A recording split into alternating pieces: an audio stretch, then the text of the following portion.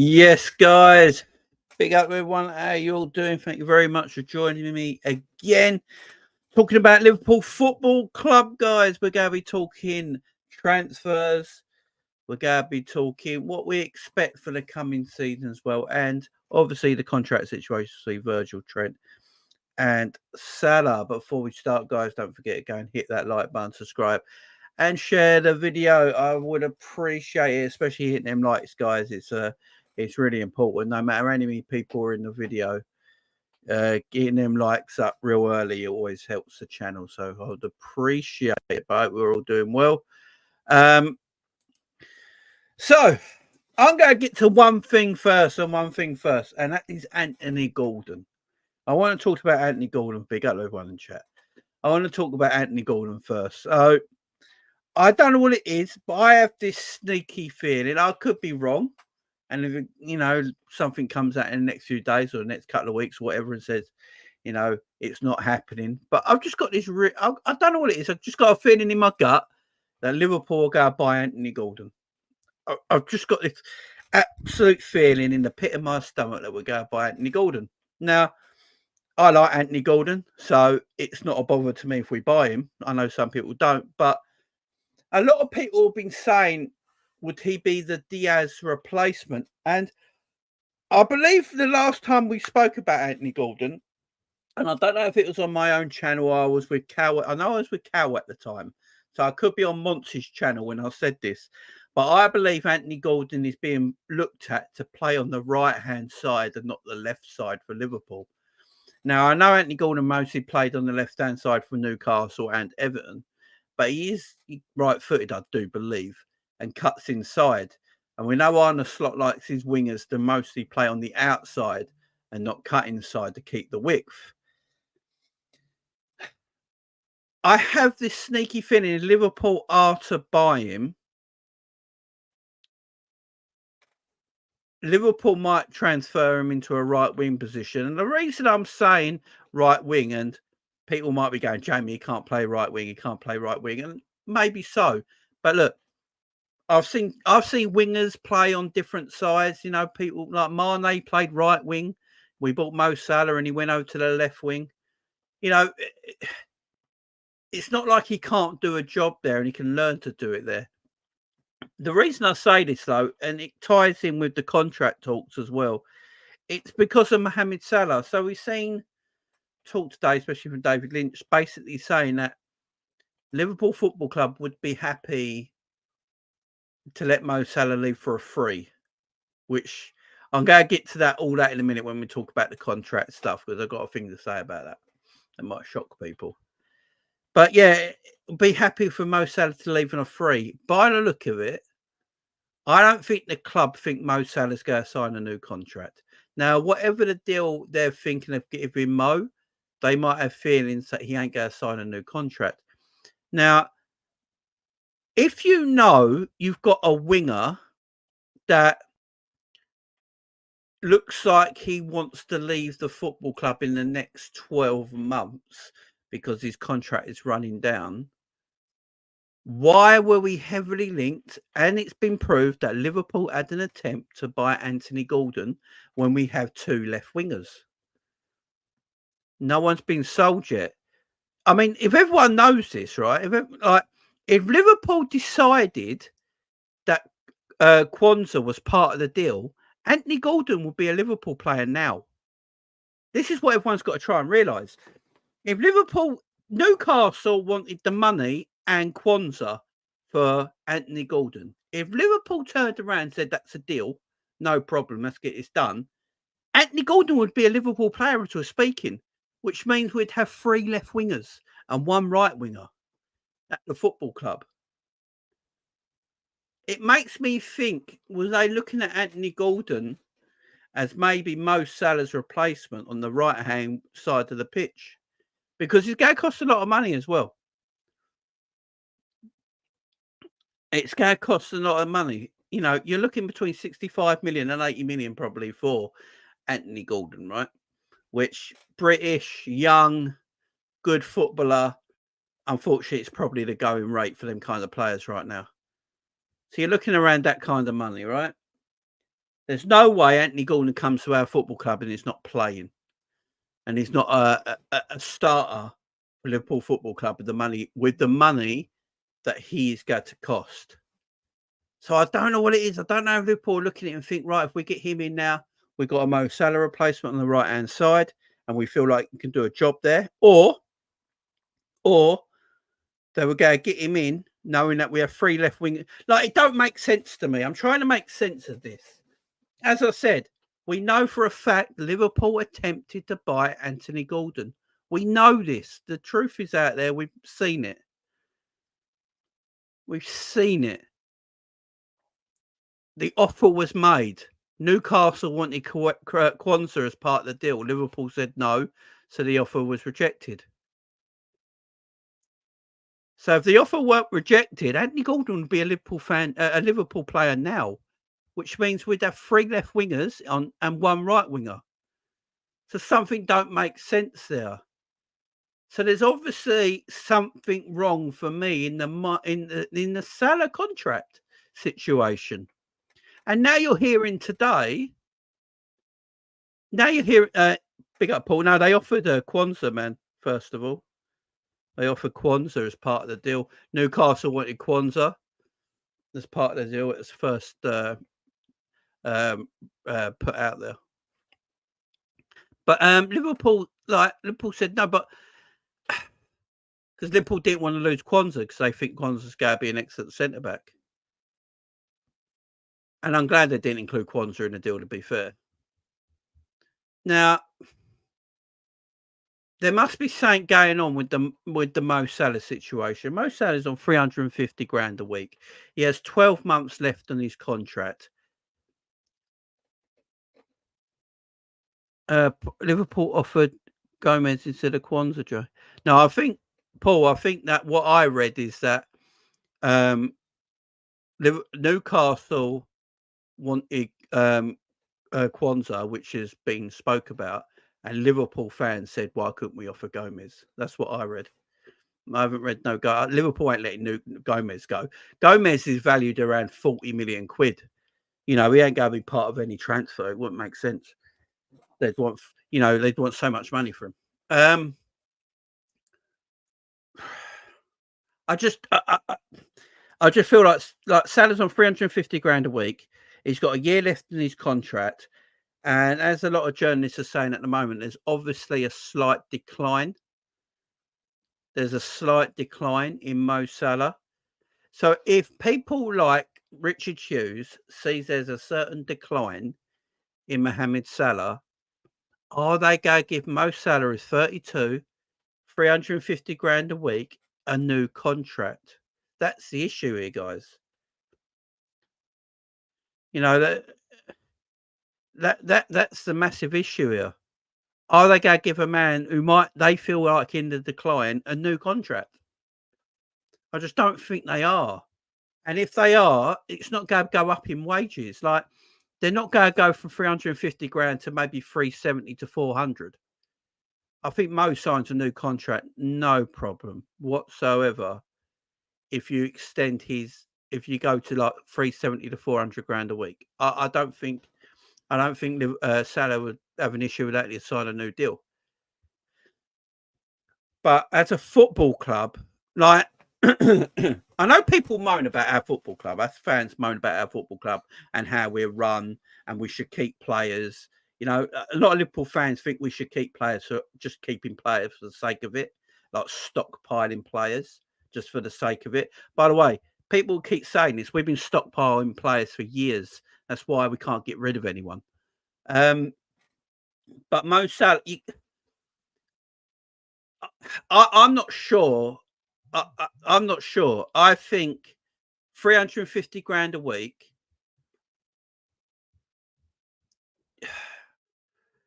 Even if he has a great season this season coming up in the brand new year, he has a great season, which I think he will. When he goes 33, 34 and you're paying him close to 400 grand a week, that's a lot of money, guys. That is a lot of money to keep a player around who's not as good as he used to be. You know, the mad thing about all this, is that Mocha would have probably been on 350 grand a week when he was 27. You know, if he was on that money then, but we gave him his new deal at 29. This is another problem with the club that people don't seem to realise. I've seen comments today on Twitter, but and people saying that you know, we're not going to give Trent a new deal because look at Mookie Betts and all that baseball player. They didn't give him a brand new deal. And as I tweeted someone today, they gave Mo Salah, who's 29 years of age, going into his 30s, a 350 grand a week deal. So that's bollocks, ain't it? So 300. So if they go say, right, if they offer him 2 years, because I don't think they can offer him a year extension. Only have, if they're offering him a year extension, 2 years on his deal, that means he stays on the same wages. If they offer him a year extension on what he's got already, say he has 2 years left, and then they're happy to let him leave on a free after that, that means Mo's staying on the same wages. I think if they offer him a 2-year extension with a year that he's got left, so he's got 3 years left on his contract, then he's going to have to go up in wages a little bit. And it all depends how the club see it. Now, the club are welcoming him to leave on a free. And the reason the club is welcoming him, leaving him for a free, is because they believe they've got the absolute best out of Mo Salah. So letting him go anywhere else for free, whoever he goes to, like Mane, who went for 20 odd million, they're not getting the same footballer. And it's not coming to bite you on the backside. They believe they got used everything, got every bit of juice out of Mo Salah. Pause. Massive pause. They got every bit out of Mo Salah, so they're going to let him go on a free. Now, big at him, man. People are go say, "Oh, Jamie, you can't let a player go for free. Can't get a player go free. Like we're a sell to buy club." No, we're not. It's a myth. It's absolute myth that Liverpool are sell to buy. Always has been a myth. It's just people got it in their agendas, got it into their mind that we're a sell to buy football club. Who did Liverpool sell to buy Virgil van Dijk? Who did Liverpool sell to buy Virgil van Dijk? No one. No one. So no one. Like we didn't sell anyone to buy players. We bought players and then sold later. We bought players and sold later. The only time we have bought players off somebody was when we sold Philip Coutinho. Apart from that, we haven't bought anyone for selling. And guys, Virgil van Dijk was bought before Phil Coutinho got sold. We bought Virgil van Dijk. We bought Virgil van Dijk on Boxing Day. It was before Coutinho got sold, so we didn't use Coutinho money. And remember, guys, we tried to buy Virgil van Dijk in the summer for £55 million. It was all dealed on. It was all agreed on. Then Southampton found out we tapped him up, grassed us up to the Premier League, and we got heavily fined, so we could not longer buy Virgil van Dijk. Then in the January, when we decided, you know what, we really want Virgil, we decided to give Southampton a present and add on 20 million quid to the transfer fee as an apology and a way for Southampton to accept that transfer. That's what happened.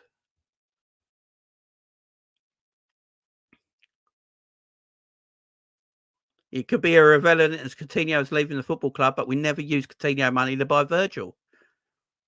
So, guys, we tried to buy Virgil in the summer. What would everyone have said when we bought Virgil in the summer if Southampton didn't grass us up, guys? If we bought Virgil in the summer, are you still going to say it was Coutinho money because we sold him in the winter? Do you know what sell to buy is, guys? You only buy players once you sold someone. That's what sell to buy is. Liverpool have never been that. It's a myth. It is the biggest myth in football that Liverpool are sell to buy. It's the biggest myth in football, man.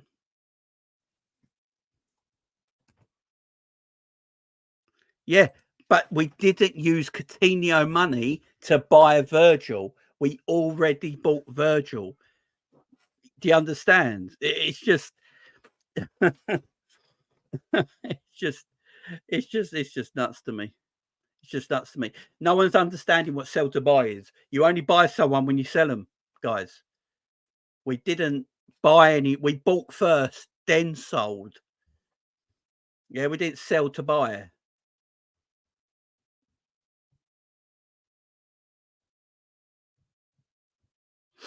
Guys, let me know. Was Coutinho money used to buy Virgil? Yes or no in the chat. Did we, guys, did we use Coutinho money to buy Virgil? Just let me know in the chat. Was Coutinho money used to buy Virgil? Did we actually? Who went first? So everyone's saying yes. So why was Virgil bought before Coutinho in? For everyone saying yes, how comes Virgil was bought before Coutinho got sold?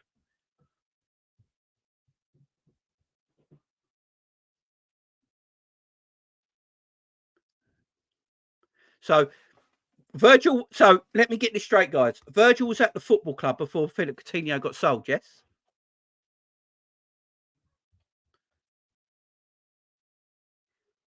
Yeah. We all agree with that.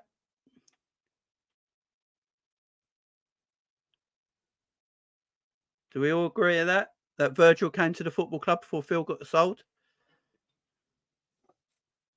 Right. So we can't be sell to buy. Now, if Coutinho got sold and we used Virgil money, so Alisson was paid with Phil Coutinho money. Not going to disagree on that one. Right? I totally agree on that one. Alisson Becker was bought because we freed up Coutinho money and we made a world record bid in the summer through the Philip Coutinho money. I'm not going to argue with that one. Not going to argue with that one.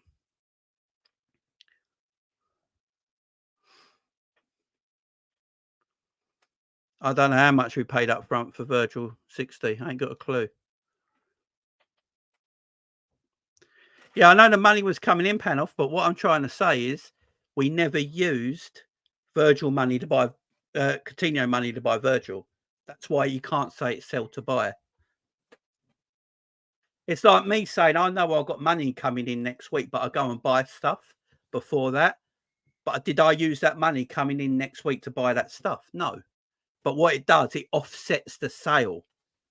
So I can know, right? So say I got I want to buy something that's going to cost me money, yeah?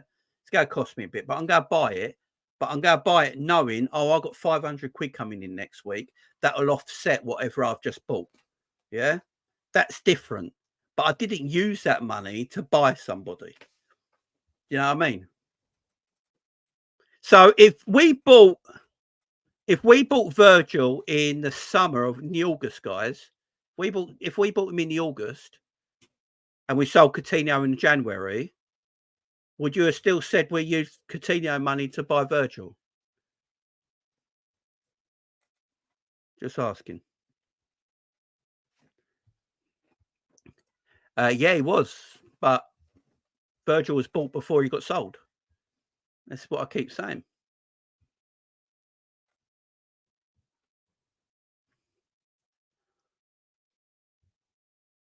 It's called forward planning, guys. Call forward planning. And the reason I'm getting to this is because Mo Salah looks like he's probably going to leave on a free. Yeah. It looks like Mo Salah's going to leave on a free. And people are saying we aren't a well-run club if we let players leave for free because we're meant to be sell to buy. And my point of the matter is Liverpool are not sell to buy. They never have been.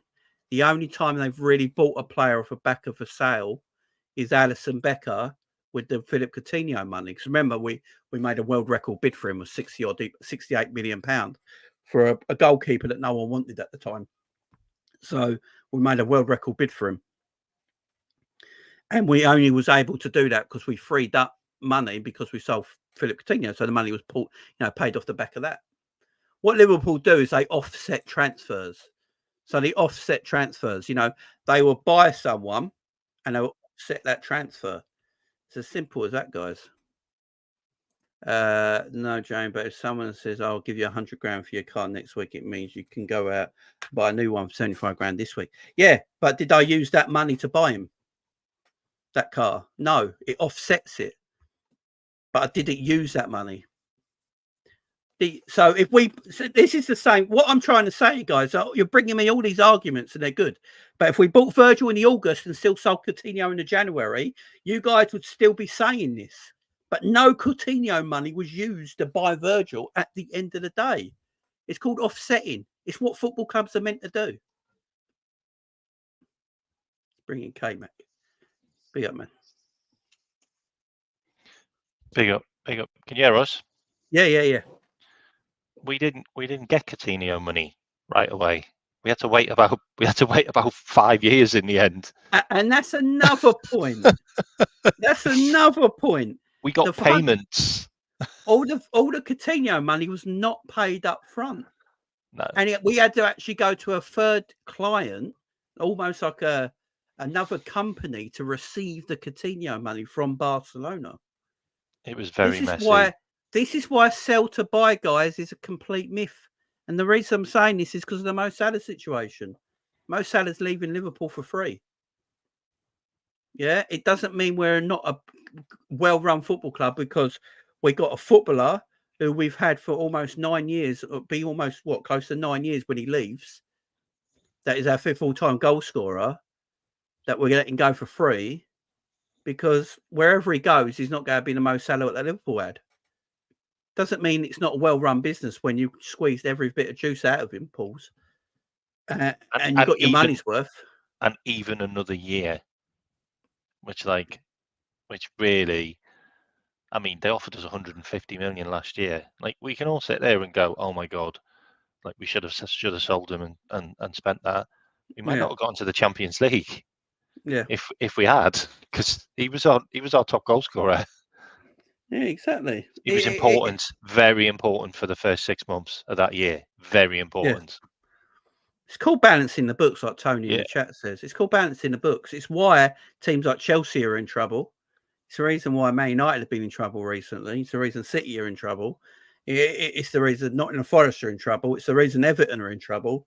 It's called balancing the book, guys. Every team has to sell assets. Otherwise, you're in trouble financially. You've got to balance the book. It doesn't matter how rich you are. The books have to be balanced because there's an auditor that reads your books. Don't matter how wealthy you are. You can be the richest person in the world. Don't care. If you don't balance your books, you're in trouble. Don't matter what you are financially. That's just happened. Yeah, exactly. So this Mo Salah stuff, everyone getting worried about him leaving for a free. I'm not. I don't. Would I sell him and make a little bit of money this summer, or I'd rather keep him and try and do something really successful with him this year? I'd rather keep him for a year. Yeah. I don't see the value of selling Mo Salah this year. I really, it might be me, it might be K-Mac, I don't know, but I don't understand the value of letting Mo Salah go this year. Really don't. So, get a year under a brand new manager. Yeah. A year under a brand new manager gives Arne Slot plenty of time and the recruitment team plenty of time in the next 12 months to go and find the player or players they want to cover that Mo Salah spot. To cover Mo Salah's spot this summer and just let him go for a price, it's going to be extremely difficult. I'd rather the new manager have Mo Salah for a year, get the most out of him to try and be successful, let him go for a free, and then the whole club has had 12 months really to find out where we can get. Don't know, you feel, K-Mac? The thing about it is we need to have some continuity. Like, we can't just dip everyone off. Like, we had a massive change last year where we lost all our midfield. I think it was like 10 big players left in the end. Loads on free, and obviously a couple we got money for. The thing about Mo is, like, we've had the money off Mo in spades. Like, he has paid us back so much, like, over the years, repeatedly. He's not the only player, by the way. Virgil van Dijk's done the same, and also Andy Robinson. Like all three of them can leave on a free for me. They really can, because they've all give us everything for so many years. The thing is with Mo, if we take this risk that people are thinking that we're doing, yeah, by keeping him for another 12 months and then letting him leave on a free, halfway through this project, he might be like, oh, you know what? I want to be on board this. I'm going to sign a new contract. Yeah, exactly. It's no rush. If we sell him, we've never got that option. We will never know. We will never know whether he wanted to be involved in the slot project and whether that project would have suited Mo. We'd have never have known. And that's why we're hedging our bets. And we're probably doing the same with Virgil, by the way. We probably are. There's probably loads of money ready to take for Virgil and Mo. But we're like, you know what? We're going to give it another 6 months. See how they like the project, and they might both be on board. And we could just have a Virgil for another couple of years and a Mo for another couple of years, and they sign extensions, and they are like the mainstay in the team, and you know the veterans, whatever you want to say, like you know. I personally think that Liverpool are waiting for all three to come back to the club. Yeah, you know, Salah's back now. For Trent to go on holiday after the weekend, and then when he comes back, and Virgil, I think they get all three of them together and sort out the contract. It will be sorted out. People, they will talk. Look, if Mo's going to get a new extension for me, if he gets a 1 year extension on what he's got left, giving him like 18 months left, I don't think he'll go up in money because it's only a year extension. If they're offering him a 2 year deal with the time that he's got left on his contract, then they'll probably have to offer him a bit more value in his wage, go up to keep him happy. With Trent, we know with Trent, look, we've been reading about it today. He wants to be the legend of Liverpool. He wants to be the greatest Liverpool player ever. He wants all this. He wants to be captain. He ain't going nowhere. He'll sign a new deal. With Virgil, again, I think it's the same as Salah situation, as Mo just said. Both parties are going to see how they go for a while and see how it is and where the landscape lies. Now, I know people, Virgil and all that, people got on top of the quotes that are going around social media about him talking about, I'll have to see about my club and international careers or where my head's at, where I'm going to lie, what I'm going to do. People going nuts about it.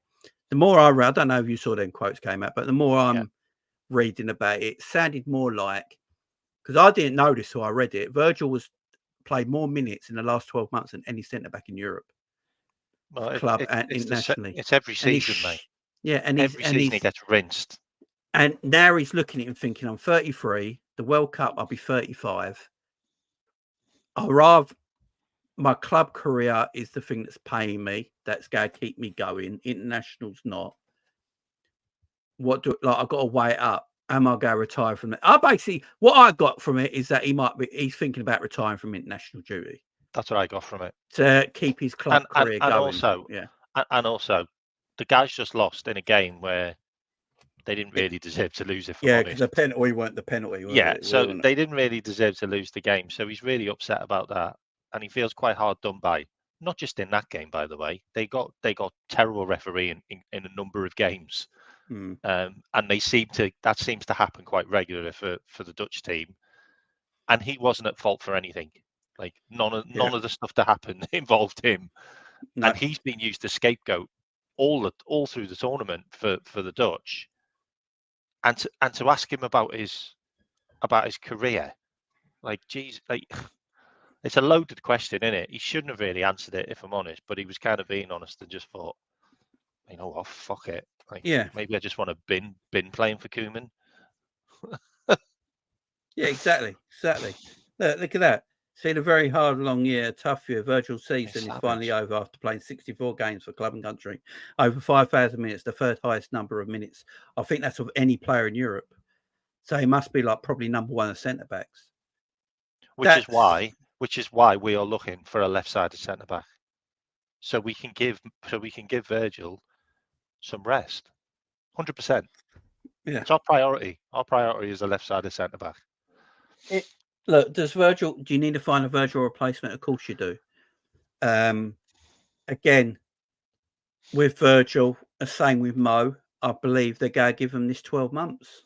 this whole season, and it gives everyone time to work out what they're going to do. It gives the players time to go, you know what, this Arne Slot stuff's working well. I like what's going on here. I see a future. Let's do this deal. And Liverpool will do the deal. I don't think Liverpool got any problem doing the deal with all three players. I know people talk about, FSG and Michael Edwards and all that. They're not stupid people at the end of the day as well. They're not dummies. If they see value in what a player brings to a football club, of course they will keep him at the club. Salah's 32. But Michael Edwards and Richard Hughes and FSG and all them guys are looking at it and going, right, how much it going to cost us to get someone who does what Salah does, around the £120 million mark? Who's out there? Not anyone really at the moment. Well, let's just keep the guy we got then. Not right-sided. Yeah, really exactly. Right-sided. Exactly. And the right side attack in Europe isn't that strong. I know you got your Mel coming through as a 16-year-old. He's going to probably be the best player in the world in a few years' time. There's no doubt about that. He's amazing. You've got Rodrigo at Manchester City, could be. You got Rodrigo at Real Madrid. There ain't a lot of real quality goal scoring right wingers in world football. So from Liverpool's point of view, they're probably looking at it and going, right, let's just give this time. And Salah at the same time is like, this is the first time in my Liverpool career I've not got a Klopp or anyone here. It's a whole new. Let's give it time to see what happens. Do you think that's the case? Yeah, I do. Yeah, I do. But I also feel it's the case of. I think we're all ahead of where we're supposed to be. Like we haven't even had a full training session with the whole squad. Like Mo Salah's been back like 2 days. Yeah. Like literally the guy's been back 2 days, and we're still missing half the squad. Like we've still got two players that are playing that have got to play each other in no, we haven't got one. Yeah, two players. We've still got two players that are going to play each other in South America in a final, and then we've still got three players. No, two players. We haven't got anyone in the Spain team, have we? We've still got two players that are going to be maybe in the final in another competition. So we've still got a lot of players that are away, and we've still got a lot of players that are on holiday still. We haven't got the full squad together. We've literally got a load of kids and a couple of seniors that have just turned back up. And the majority of the seniors that are at the squad probably going to get sold. Like, Nat Phillips and Shimikas, they seem to be like the oldest people in the squad that's actually doing the training now. So we need to get everyone together. We need to see them on the pitch, and then our manager needs to make a decision, or our coach needs to make a decision whether they're going to actually be the ones he wants to keep. Like he's not going to come in and all his best players are being sold because they got 1 year left on their contract. No, it's just not going to happen. No, and we're not going to sign loads of players until he's seen the players that we've got. Like why is he going to sign Anthony Gordon? Like, why are we going to throw 70, 75 bags at Anthony Gordon when we've literally got a loaded left side? Like we have, because we've got Diaz, we've got Nunez, Jota can play there, Gapco can play there. Like, you've got four players that can all play in that position. Yeah. And then on the right side, obviously you've got Mo, who's never ever injured. And then you've got the likes of Jota can play there as well. You've got Dominic Szoboszlai can play there. You don't know what he's going to do. Like, he might not even play Mo on the right-hand side. He might use Mo as his main striker because Mo hasn't got the pace or the dribbling, anymore to be that guy that plays as a traditional winger, which is what he likes. Yeah. So you just don't know. Like, it could end up being Gapco in the 10, Mo as the number 9.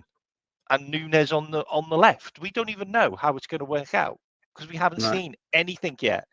So I think we're all kind of a bit far ahead than we're supposed to be right now. But the decision with Mo to keep him for another 12 months, I'm all for that. I think that's a brilliant idea. Like, his numbers are insane, and it doesn't look like they're going to slow down. Just doesn't look like they're going to slow down. Like, why would they slow down? Like, they haven't slowed down, so why are they going to slow down? No, exactly. It's just it's mad. It's like, and also with this Gordon stuff. So a lot of people talk about Anthony Gordon in the chat, not liking Anthony Gordon, and I said Gakpo. I said it wrong again. I always say it wrong. yeah. Okay, good evening. Oh, Jamie, I've just realised your names. I'm confused by that. What do you mean, man? Not our second names. Oh, Dan Potts are different people. I'm just you thought I was Dan Potts? Oh, I feel sorry. I feel Who's sorry for that? Dan Potts. He's the Arsenal YouTuber. Oh, okay. Yeah, it does AFTV and that, and he's got his own channel. I like he's a good guy. He's a good guy. If you haven't subscribed, whoever you are, subscribe to my channel, please. Yeah, K-Mac channel. Go to K-Max. Big up Consende in the chat as well. So, yeah, everyone hating on Anthony Gordon. Look, I understand people can. I understand people can hate. I get it. You know, people might not like a certain player and say we are mighty Liverpool. We deserve better. Well, people still. I assume there was a lot of people that said that about Mo Salah. That said that about Sadio Mane. That said that about Jordan Henderson. That said it about Joel Matip. You know, and they all worked. They all worked beautifully. Bobby Firmino. Did anyone know Bobby Firmino when he came? Like from Hoffenheim. I didn't know who the bloody hell he was. I expect a lot of people didn't. You know, it's what they see in the player. Like Craver. I like Craver at Napoli. I think he's tremendous. I've said this all the time. He's a quality footballer. I don't know if he'd be able to do it in the Premier League. That's my only concern about him. He's a footballer that likes to have a lot of time on the ball. He likes to have space and time on the ball. And I think him in the Premier League, I don't know if it would suit his game. And if he did go to the Premier League, a team like Man City, you could see it working because of the way they play, would make time and space for him on the ball. But yeah, I'm not sure. And with Kudus, I think Kudus is a great player.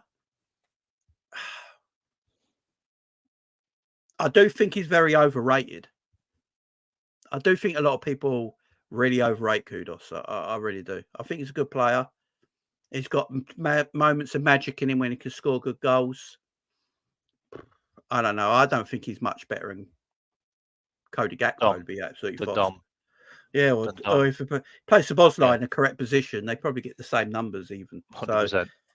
100%. I do think people heavily overrate Kudus. And I like Kudus. And I'm not saying he's a bad player. I think he's a very good footballer. Don't get me wrong. I think the money they want would be insane. They want 85 to 90 million quid from him. He's going to be another Declan Rice for them. Like, he's going to be 100 million plus to get him out. And I think he's a good player. I'm a bit confused with the Anthony Gordon stuff, like, because Anthony Gordon's done nothing wrong. Like he didn't ask to be shipped off to Liverpool to cover their PSR issues. Like, Anthony Gordon had no say whatsoever in that. I think the reason why he ended up being offered to us is because we probably asked about him. We probably asked about Anthony Gordon maybe last season. Like, we probably said, if you're ever interested in selling him, give us a shout. Like, that's probably what's happened. And we really rated him. And apparently, mate, it was 75 million and Kwanzaa. That's 125 bags. And if we accepted the Kwanzaa deal as part of it, he'd be a Liverpool player right now as we speak. Yeah. That's how much we wanted him. And it confuses me, K-Mac. And this is what I said at the beginning. Why are we after apparently a left winger when we have Mo Salah who's only got 12 months left and we've got two left wingers at the moment aren't going anywhere? Unless Liverpool are looking at it and trying to make Anthony Gordon a right winger. Or or it's whether Anthony Gordon's actually going to play up front. Yeah, Plays everywhere. He plays everywhere, by the way. he plays along the whole. And I'm not saying, and me and K-Mac are not sitting here going, Anthony Gordon's better and Kudos, he's better and Crabber, No. and all these players. We're not saying that. And Anthony Gordon's a good player. But And he's he's a a good big game footballer. player, by the way. He's a But big game player. Scores in yeah, all the big games and against what us it as well. and what it is, some players maybe not as good as other players that you can go for, but they suit the environment and the team really well, and they can perform to their absolute best. You know, they can perform to their absolute best and give you everything they got. Like Jack Grealish performed better at Aston Villa than he did at Manchester City. To say, right? Because he went to Manchester City and Pep Guardiola tried to make him a player that he's not really. At Aston Villa, he was a far better footballer. But it doesn't mean Jack Grealish is a bad player. It just means the environment that he went to didn't really suit him. So hang on. Would you say the same about Nunez and Diaz for Liverpool then? Yeah, They are I like think the the Jack environment. Grealish. They are like The the Jack environment's Grealish at Porto and Benfica, but we brought them into a place to get them to play different than they're used to playing. yeah, I agree with that. Well, with the Diaz thing, we've always said that for the last couple of years, ain't we? With Diaz, he should be let off the leash a little. I think the way we played Diaz, we had him just on the leash a little bit. I think with Diaz, he's that sort of player that you just got to let him be. Just let him be a street baller on the pitch. Just what you need 100%. Him to be. And we held on to him too long on that leash and tried to get him to do things we didn't always want him to do. I think we coached too much into him and took away too much of what he's really good at. Like, you know. Yeah, but I think every manager does that. I think I look at Pep Guardiola. You know, people say like your Dokus and Grealishes, they weren't the players. They've been systemized by Pep in their team. You know, and that's a fact. It doesn't mean Pep's a shit manager. Yeah. He's just getting at the best. He's got a player that he thinks if I change his game like this, it's going to improve the team. It's not about improving the player. It's about improving the team and what it does for the team. And at the end of the day, he was right. No matter, like Jack Grealish looked better on the eye and everyone liked him better at Villa than he does at City. But for Pep to do what he did with Jack Grealish at City, improved City. You know, he won the treble with Jack Grealish. So at the end of the day, it doesn't really matter, does it? It's just that, you know, it's where this is what I always say about transfers. And people go, why don't we buy this player? Why don't we buy that player? This is like we're Liverpool, we're this and that. Yeah, but sometimes you've got to get a player that you know is going to suit the environment they're in. And I think Craver's one of my favourite players. So I'm not going to slag him off. I don't know, bringing him to Liverpool in the Premier League would suit his environment for what he wants. You know, it's a totally different beast. And I do think, I don't know about you guys in the chat. I don't know how you guys in the chat feel. But I do think certain players suit certain leagues. And then there's some players out there, like a lot of players you see in the Premier League now, that are very systematic footballers that can just get into a system and look very good in a system. You know, like look at someone like Jordan Henderson. He's not an exceptional footballer, but put in the correct system, he flourished. You know, you took Gini Wijnaldum as an attacking midfielder by natural game as an attacking midfielder or a wide player. And Liverpool made him a box-to-box DM. But he flourished in that system because it worked. And that's what Liverpool are looking for in transfers, guys. It's not always the correct name. It's not always the fashionable name. But it's a player they feel, because you've got to remember, they do so much deep research with their data on all this. They probably feel like saying like Anthony Gordon, with the skill set he's got and what he can bring to the team, his age, his profile, they believe they see something in him that improves Liverpool in the system that they go play under Arne Slot, K-Mac, don't they? I'm not going to lie. Like Anthony Gordon's an upgrade on Diaz all day long. Like you'll get more assists and you'll get more goals, and he'll score more important goals. I think that's just a fact. He's also 4 years younger than him, or 5 years younger than him. Anthony Gordon as a Salah replacement in the future, I'm okay with that. He's a Liverpool fan. He can become a Liverpool hero. Like he's coming back to his roots. Like, can you imagine if we managed to get a guy? He's only got 2 years left on his contract, by the way. So next year could be really important for Anthony Gordon because we could get him cheaper because I don't think he's going to sign a new contract with Newcastle. Not after they've basically gone, you know what, mate, you were collateral. We could do with getting rid of you. We're all right. We're getting rid of you. They didn't offer us. They didn't offer us the Bruno Guimaraes, did they? They didn't offer us him or Isaac. They offered us Gordon. So Gordon was the one that was okay to get rid of. Yeah. Like I wouldn't have minded living Morento. Imagine him as your left back. He would have been good. I think Gordon could be a very good player for Liverpool. Like, and you also have to think about it as well. He's going to run through brick walls because he's a heart. Like you've literally got a load of Liverpool supporters playing for the club. Like that doesn't happen very often. Like the last time that happened, where you've got 5 or 6, because it could be 5 or 6 actual Liverpool supporters that came from the Liverpool youth team playing for the club next year in the Premier League all at once. The last time that happened was Manchester United with Fergie's kids. Yeah. It really is, because you've got the likes of, you could have Callum Chambers, who's a Liverpool supporter. You could have Morton, who's a Liverpool supporter. Harvey Elliott, Liverpool supporter. Curtis Jones, Liverpool supporter. Trent, Liverpool supporter. Anthony Gordon, Liverpool supporter. Jayden Danns, Liverpool supporter. Literally, the list goes on. Yeah, there's no Quonset, Liverpool supporter. And Madness. There's no club that doesn't want local fans and supporters in there to play for their team, because we're always talking about players not taking the badge seriously, not playing for the love of the football club. We talk about this a lot. And then when you sign players that love the football club and love the badge, fans just want to sell them players. It's mad, isn't it? It is mad, isn't it? It's the world we live in today, though. It is the world we live in today. Tony said, I don't mind going, but he ain't worth 70 million plus. I think we all agree with that. It's unfortunately Premier League tax, though, mate. It's Premier League tax. Also, the way transfers are now, it's just balmy. He's homegrown. He's homegrown, and he's probably at the highest value he's ever going to be. Yeah, I think about it like that. He's had the best season he's ever had. Homegrown players got to be almost like 40 up, ain't they? You know, I would pay 65, 70 million for him. I believe that's where the thing with Anthony Gordon, because I don't know if Anthony Gordon's got to go. I just got a feeling in my gut that the story hasn't actually been shut down.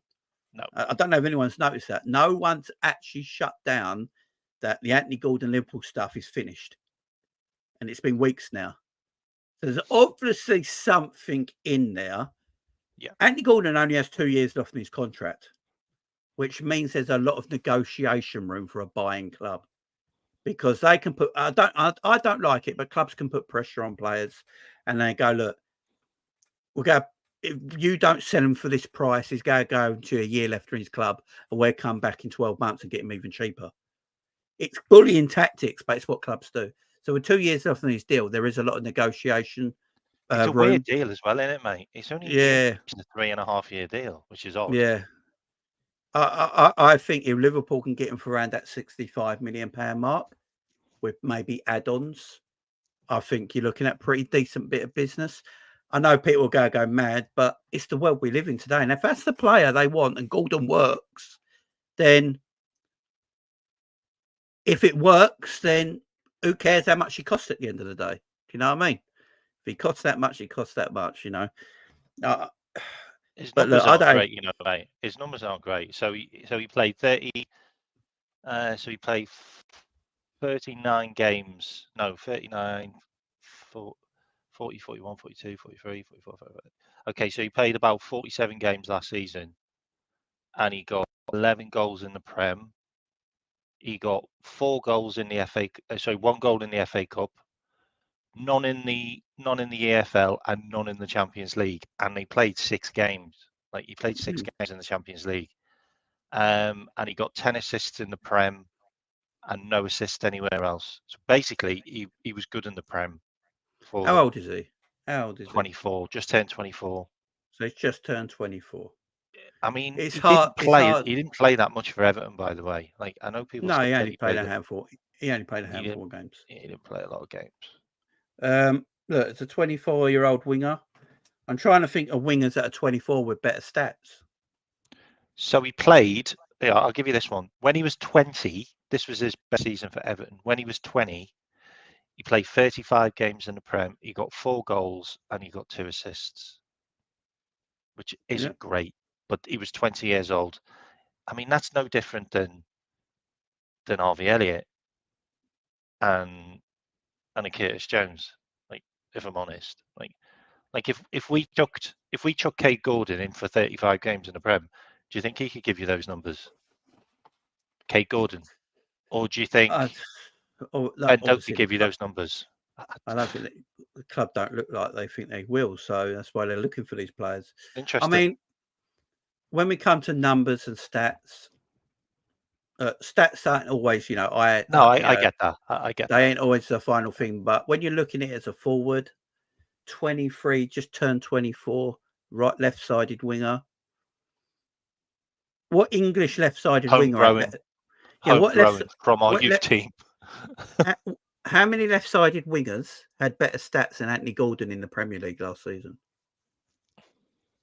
Well, he had better numbers than Pedro Neto, Moussa Diaby. He had better numbers than him. He had better numbers than all the wingers at Villa. Martinelli. He had better numbers than Martinelli. So he had better numbers than Doku uh, and Grealish. Yeah. So, and he's only a young guy. Like, I'm not going to compare him to a 27-year-old Diaz because He that's had not better fair. numbers than Nico Williams, by the way. Yeah, Nico Williams looks tremendous this European Championship, but people weren't talking about Nico Williams when they were looking at his club side. I can tell you that He had better right numbers now. than Mbuemo, by the way, as well. Someone put Mbuemo in there. He had better numbers than Mbuemo. To be fair, and Boehmer only played 25 games, though. And the thing about it as well, and we really do have to think about this. He plays for Newcastle, plays for Eddie Howe. Yeah. Like, they don't create a lot of chances. They just don't. Like, actually, let me see how many shots he had, by the way. 2 seconds. How many shots did he have? This will be an interesting. Yeah, Cole Palmer's a good player, though, honestly. That's the problem. Cole Palmer's a good player. But I remember a lot of fans taking the piss when Cole Palmer went to Chelsea and then he shut everyone up. This is what I'm trying to say. You know, Anthony Gordon could make that choice. He had 80 shots, by the way. 80 shots, 11 goals, 29 on target. 36%. 36% shot ratio. I mean, they're really good numbers, mate. 36% conversion rate. And also with Cole Palmer, let's see what that's hot. That's hot. Like that's like Jota. That's like Jota stuff, by the way. Let's see what Cole Palmer does next season when everyone knows what he does now. You know like what I mean? Darwin Nunez had 12%. Anthony Gordon's got 36%. That's a lot. That's pretty good. Like, I didn't realise how good that was. Yeah. The Cole Palmer stuff's fascinating, what people were saying. And no one rated Cole Palmer. Everyone laughed when he went to Chelsea and how much money they spent. And then when he went there and proved himself, everyone's now like he's the greatest thing since sliced bread. So, you know, if Anthony Gordon came to Liverpool and started putting out good numbers and good displays and being good for the team, then it's all like he's probably not going to come to Liverpool. I'm just shocked that Liverpool and Newcastle haven't put an end to this transfer debate. There's been no like final nail in the coffin, like Liverpool have moved on. Because Liverpool usually move on from transfers quite quickly. Yeah, they do, yeah. And they've not officially moved on. So I don't know. I don't think it. I just got it in my. It's just a feeling I have in my belly that the Gordon saga is not quite over yet. He's also pretty good on the ball as well. But 76% pass conversion for a striker is pretty good, by the way. So the way he's involved in the play is also a big factor. And he's never injured, by the way. He's never injured, which is always a plus. There's always a plus. Exactly. Now with Trent, I personally feel like Trent ain't going nowhere. No. Trent will sign new. Trent just wants the right deal for him. He'll sign a new deal. I think Trent will probably be our second highest player behind Mo Salah with his new contract. Trent. I actually think Virgil will sign a new deal as well, because I just don't know where Virgil goes in 12 months' time for a free. I think Virgil still wants to play Real Madrid. Unless he goes to Real Madrid for a free, or a Barcelona for a free, or a Bayern Munich for a free. It'll be Real Madrid. Everything else is just a drop down, ain't it? And I don't think Virgil feels like, he don't think of himself like that. He wants to retire at the highest level. He wants to retire at the highest level, and I think he will feel like he's either going to retire at Liverpool, or he's going to go to a Madrid on a free, or a Barca or a Bayern Munich on a free, and retire at that level. I don't think he wants to drop down or anywhere. I think what Virgil needs. I think Virgil needs reassurances that he's not going to get rinsed again, because he's been overplayed so much at Liverpool. He really has, mate. This is why he might retire from international like duty. A duty of care. It's becoming a bit of an issue for me. So why are you playing Virgil again? I think this is what might retire from.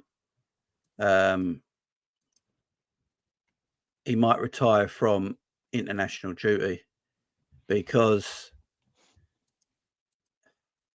it's, there's international break, 2 weeks into the new season, and then there's an international break once a month or whatever it is till Christmas, ain't it? And then there's qualifiers to the World Cup, then there's the World Cup. I think he is thinking about that. That's what he means with these comments, is like, I've got to think, because wherever he goes, if he decides not to sign a new contract at Liverpool, I don't see Virgil wanting to go somewhere where he's not going to be a starter and sit on the bench. I don't think he might understand about rotation, but he's the one that's the starter with rotation, not the one that comes in if needed. I don't think Virgil's going to want to go to Real, even if it's Real Madrid, and go and just sit on their bench in case someone gets injured and he plays a few games here and there as rotation. He'll want to be the main player.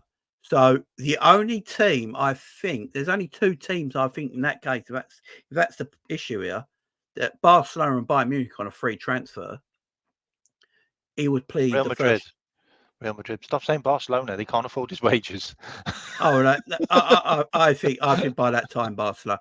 I honestly think Barcelona will be sorted by next year. So I don't think they want to go to Barca. I think if he goes anywhere, he goes to Real Madrid. I think Real Madrid have already been looking at him anyway. If they get Lenny Euro, I don't think he'll go. They've already got Lenny Euro, by the way. I think Real Madrid wants Saliba. Well, apparently, Carvajal's been asking Rodri every single day while he's been away, would you come and join Real Madrid? Will you come and join Real Madrid? Every single day. Need him though. Yeah, that's the problem. I don't need him. Yeah, but he would, like, him to replace Modric and the Toni Kroos thing. Done in it, like. Yeah, I mean, literally football cheat mode. Yeah, it is. It's like Mbappe. They don't actually need him. All they've done is cause themselves an issue with Mbappe. I reckon they are. Where they go play him. He plays best. They've caused themselves. Mbappe can only play on the left-hand side. He's crap everywhere else. We've seen it. He can't play on the right, and he's terrible through the middle. And he's not a clinical finisher. And he's not a clinical finisher at all. So he can only play on the left-hand side. It's a weird sign. Oh yeah, Rodri's a hunt. He's playing against some good goalkeepers as well in the Spanish league. Yeah, like French goalkeepers, not that great. Yeah, it's a weird. I think I understand why Real Madrid have bought him. His goals will drop. It makes sense, but I just don't. I thought they've because they bought Endrick as well. He's a striker. He's an out-and-out striker. Yeah, you're just making an issue for yourself. I don't get why they've done it personally, but Yeah, Rodri is 100 times better than Tchouaméni. There's no doubt about that. But Tchouaméni's a weird one. I think he could go. Real Madrid don't really believe in him, do they? No, I think he could be sold. They prefer Camavinga in the DM position. Yeah, I don't blame him. Camavinga's a monster. And Camavinga's probably better than Tchouaméni anyway. So yeah, Tchouaméni should have came to Liverpool when he had the choice, man. He should have. He should have came to Liverpool. We'd be in a situation now. Probably still have Klopp. So transfers. So the transfer. Right, answer this in the chat then. If we'd have signed Tchouaméni, do you think Klopp would still be at Liverpool? Yes or no? And I'll tell you what, the Jude Bellingham we're seeing for England is not the player I want at Liverpool either. No. Because that Jude Bellingham, the way he's playing for England in that box-to-box role, is the way he would play. Jude Bellingham looks like Szoboszlai for Liverpool last season in the England team. The last 6 months. Yeah. Exactly. He's got 2 goals now, and if we win, literally, he's got 2 goals. If he scores in the final, then he's going to be joint top goal scorer. He's clutch. And if we win, he's going to have won the Spanish League, Champions League, Euros, and the Spanish Cup. He'll be the Ballon d'Or winner. If England win Euros, he's definitely he'll be the Ballon d'Or winner. Yeah, he's no doubt about it. But he gets clutch goals, don't he? He's clutch. That's what Jude is. And that's how many goals? How many goals did he score last season past the 90th minute to win Real Madrid games? He's clutch for England. He's clutch around. He did it 3 times against Barcelona, mate. Yeah, he's a clutch footballer, man. I wouldn't say he's technically great. What he is, look, this is what Jude Bellingham is. Jude Bellingham is power and pace with an elite mentality. That's what he is. He's power and pace with an elite mentality. He hasn't really got a technical football brain. He hasn't really got like that technical pass in him or that dribble past somebody. He's power and pace with an elite mentality. And because he's got elite mentality, and I've always said it, elite mentality sometimes is better as a footballer than all the technical ability in the world. Unless you can have both, like a Messi, and that steadies you on top of the mountain. Do you know what I mean? But sometimes elite mentality can take you further. I don't think there's ever going to be another Messi, mate. No. And that's it.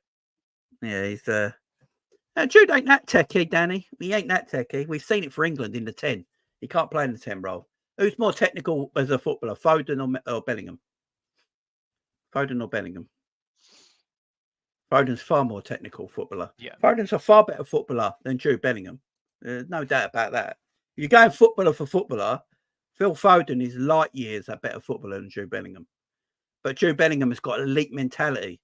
That's what I keep trying to say. It's why he's clutch. It's why he comes out with great moments. It's why he saves his club and his teams and stuff like that, because he's got elite mentality.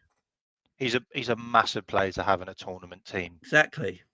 Massive player. And that's the reason why we've done so well in the tournament, because we've got a few players that have got elite mentality to just pop up with clutch moments and individual moments that no other people could do. And this is not me slacking Jude off because we didn't buy him. I couldn't care less. I kind of agree with Ainani as well. I don't like his behavior. I think he's got a little bit of a. Well, he's been at Real Madrid for a year. What do you expect? I know it is a bit. Yeah, he's been at Madrid for a year. Fair enough. Yeah, Foden is elite. He's 21, and every advert on the telly seems to have him on it. Yeah, it's because he's a superstar. He's a superstar. But if I'm looking at a footballer as a midfielder, Phil Foden is a better footballer than Jude Bellingham. But Jude Bellingham is something about him. He's got that presence. He's got presence. He's got that elite mentality. And at the end of the day, his basic game is basic. It just is. It just is. It is. And yeah, he's not £100 million footballer. He just ain't. So yeah, I think the 3 boys. I think Salah will leave. I think this is his last 12 months at Liverpool. Came out. What do you think? No, I don't think he'll leave. No, you think he'll stay? If he does stay, I think year extension or 2 year, project. 1 year or 2 year extension. I think he'll probably do a 2-year extension, and we'll probably reduce his wages because everybody gets their wages reduced when they get older. It's just a fact. But I think he will enjoy the project because I think we've got a manager that's going to play players in the right positions that get the most out of them, and if he can see that Mo's going to have to play linesman to be in that role, he's going to be like, I don't. That's not going to suit you. Let's get you in a better position. I also think Mo's the type of player that can adapt to situations and new management. I think he's really that. Like, okay, so we kept on selling all our forwards that kept Mo fed. Yeah, we did that. We got rid of Bobby. We got rid of Mane. We also got rid of the midfield, the Brexit midfield, which obviously kept the ball high up the pitch where Mo liked it, and he adapted to them going, and the goals and the assists never let off. They still carried on coming, and you've got to kind of feel for Mo a bit as well because he lost all his ammo that was providing him the bullets. He lost all of that, and then he had to become the bullet provider, and he still managed to do that to a really high level. And then he also lost the manager because we all know that Klopp hasn't really been managing the team for the last probably year and a half. It's probably been Linda's. So he's been playing in weird positions, but he's managed to adapt to it all. So I don't think he's going to have an issue adapting to a new manager because the new manager's going to still have him as a focal point because he's the best player. He's probably the third best player in the world, if I'm honest. Yeah, Salah He is probably best. is the third best player in the world, and obviously Messi's above him. But yeah, you're right, man. Look, give him 2 years of what he can do. I would as well. I would keep Mo if it was up to me. I would literally keep Mo. I'd go, here's 2 years. We'll take your contract to around 375 a week. You know, a little bump in your deal, 2-year deal, and I think he accepts it. As you say, I wouldn't be surprised though if it is his last 12 months as well. If he just fancies something different, because Salah as a free agent can ask for any money he wants. Let's face it.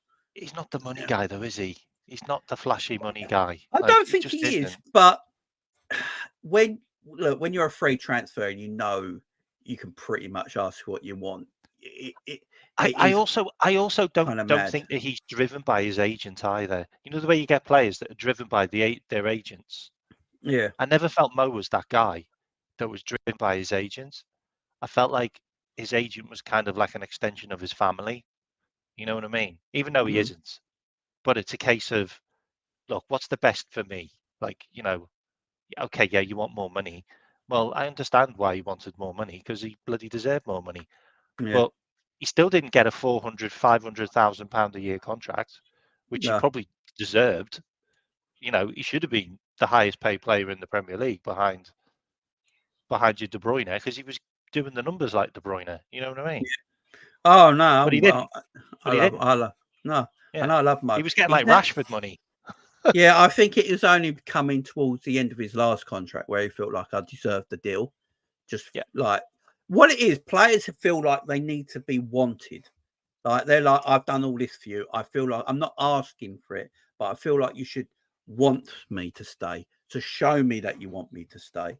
You know, that's what they feel, and I get it. I felt like there's an element there as well. I think that was a big element. Like, so Liverpool showed that they wanted him by giving a 29-year-old. Look, everyone keeps going around. We won't pay players this. We don't pay players that.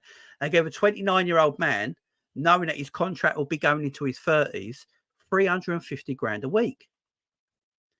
You know, it's a big contract. It smashed our wage structure. And they rejected a £150 million transfer last January, which we all know for a fact. There was also a loan. Did you hear about the loan? Yeah, there was some kind of loan. Apparently the loan was so astronomical that it actually shocked the Saudi people. So can you imagine how much that was? Yeah, it's like £1 million, £1 million a game or something. Yeah, I don't know how much that loan would have been. It was madness. So, yeah, look, if he signs a 2-year deal, it wouldn't shock me.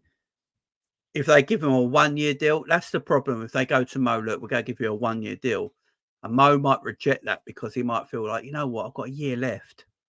I'm in no rush. I want to see how things go. But then they go, like, but you're only offering me a year when I've gave you all this. And you're only giving me a year. But if they give him a 2-year deal with what he's got left, which is almost 3 years in total, then I think Mo would be like, all right, I've got 3 years left at this football club. Takes me to around 35. Probably at that time, I don't think anyone would care if he left for free at 35 or if he even gave up and retired. So, yeah, I think it's a situation Liverpool and Salah are very comfortable in right now. And with Virgil and Trent, I'm 100% certain Trent will sign. I'm 80% certain Virgil will sign. And I'm 50-50 on Mo. That's how I look at it. I think the stuff with Trent is, I think it's already done, but there was something to do with image rights, like about his new Adidas deal.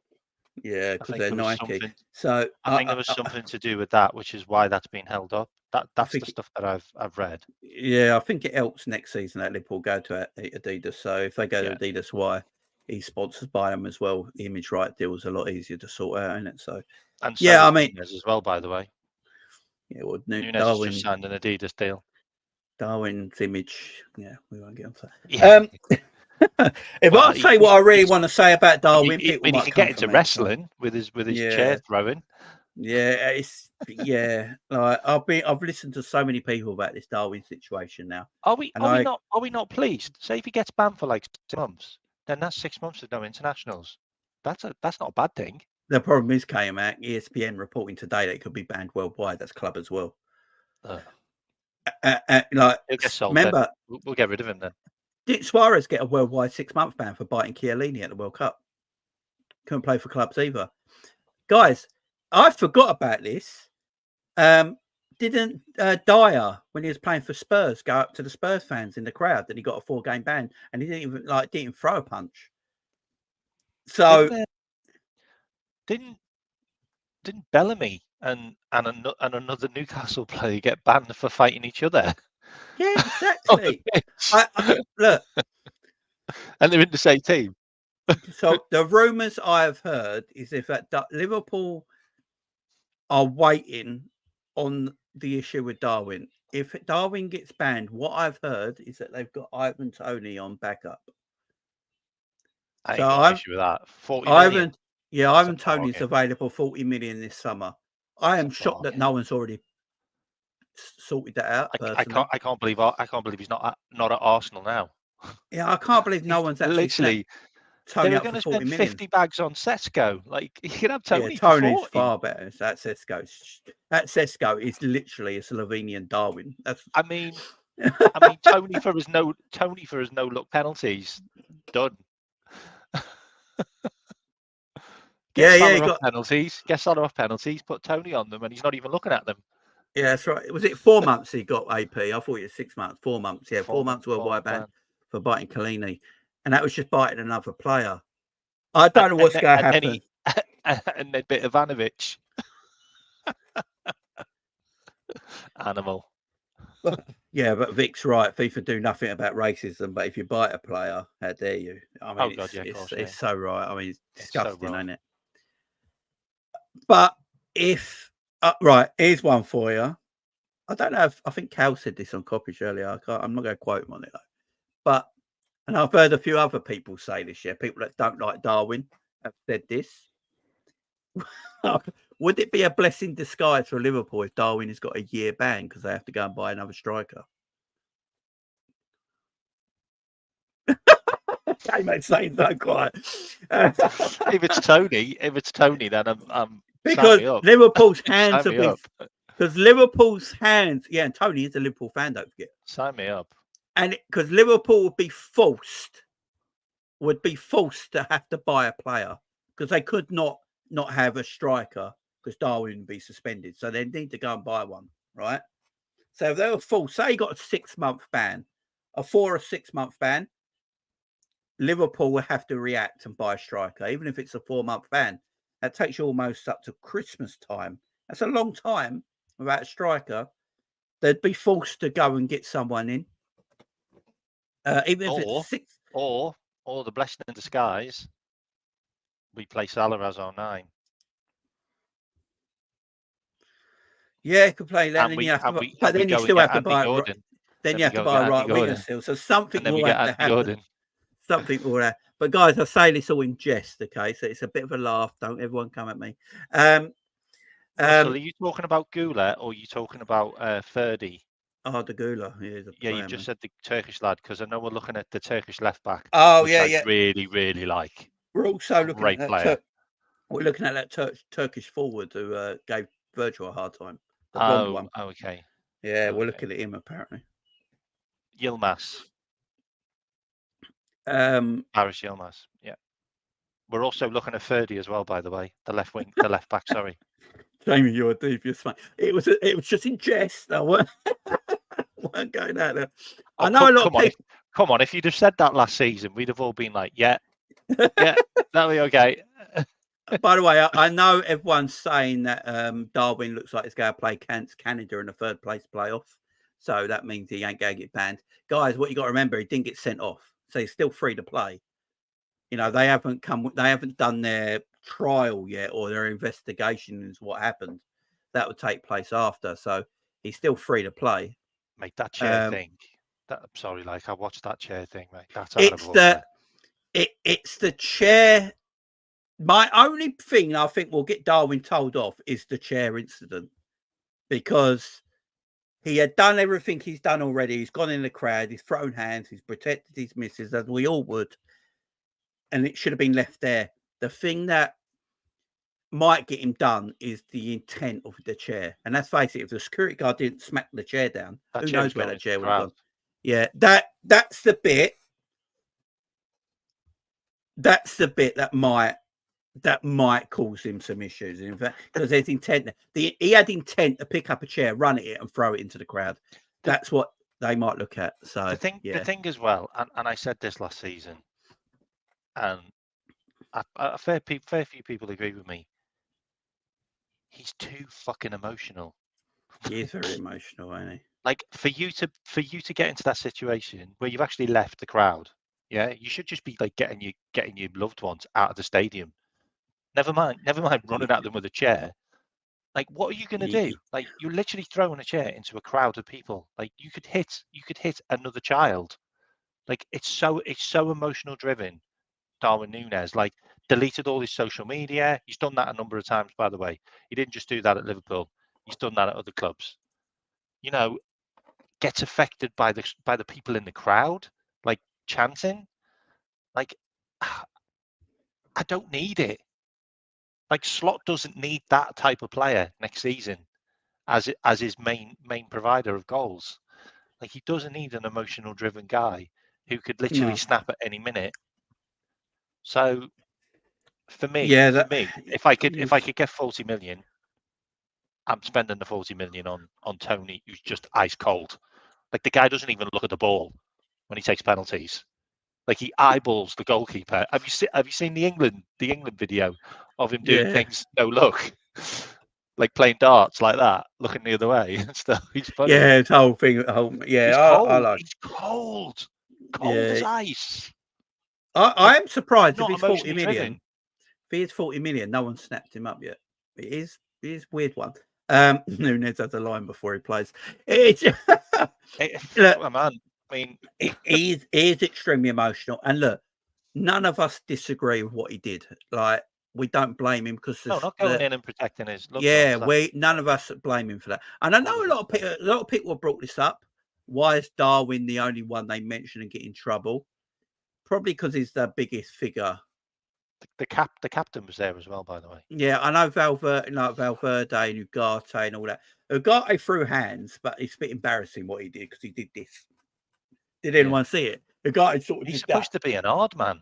He's supposed to be a bit of a destroyer. Everyone who wanted that DM, I do not want that pussy anywhere near my club. He can go to Man U. He can go to Man U and do that. Let Ugarte let Man United have that pussy, yeah? He's fighting like this, guys. Looking away, going like this. Pat a cake. It's like, what's he doing? Darwin's got his shirt off, throwing. Like, yeah, that's a man, not a guy. I don't want a guy. Let United have that pussy, yeah, not Liverpool. I don't want him anywhere near us, man.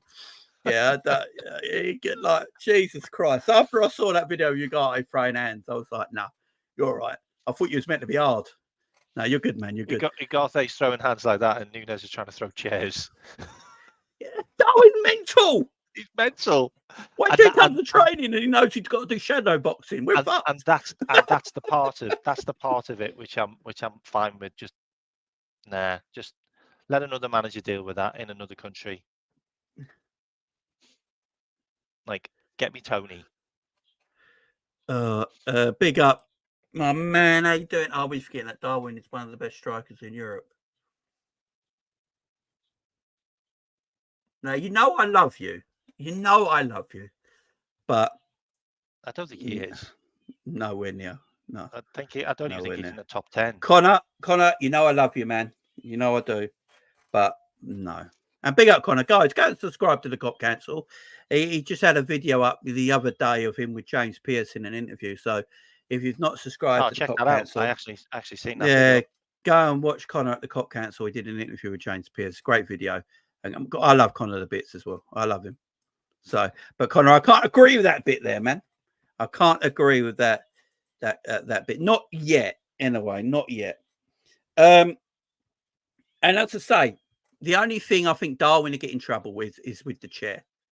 That's the only thing I think he'll be in trouble with is the chair incident. Everything else we'd all do exactly the same. But yeah, that's the only bit of issue. The other bit of issue I've got, that his wife was videoing it and then giving the finger to the fans. It's not a good look. It's not a good look. She's literally videoing it, yeah? Me and the wife watched it last night, yeah? We were watching the videos, yeah? And she's literally videoing it with her phone like that, and then she's giving a finger to the fans. It's not a good look. It's not a good look. But she's just like her husband. Yeah, it's not a good look, even if you're like... She's with a kid. She's with a kid. You could start a riot, man. Well, she did. It's just can't be doing that sort of shit. I mean, maybe Ugarte's mum was giving it that as well. Yeah, I mean, but to be fair, the guy's mum fainted, didn't she? So I can understand why it went mental. But if I found out my son came to save me doing this, I'm disowning him straight away. Do you know what I mean? I'm disowning him straight away. It's like he can fuck right off. He can nah. But yeah, I love Darwin for what he did, and I've got more respect for him now doing what he did. But the bit with the chair, I can't be down with that. I'm sorry, I just can't. No. So transfers. Has anyone memed that yet? Has anyone done memes of that? It will be soon, man. There's got to be some memes out of that. Let's get down to Joao Neves. Now, obviously, David Lynch was on the Anfield agenda yesterday, and they were talking about transfers. And he was talking about, right, and anyone who knows David Lynch will know he doesn't really like FSG. He's one of them Liverpool reporters, because I know a lot of people put out today, or FSG spin again by quoting what David Lynch said on the Anfield agenda. Let's just get this right. David Lynch is not a big FSG fan. He really isn't. He's called out against them numerous times. He's one of the Liverpool journalists who actually called him out.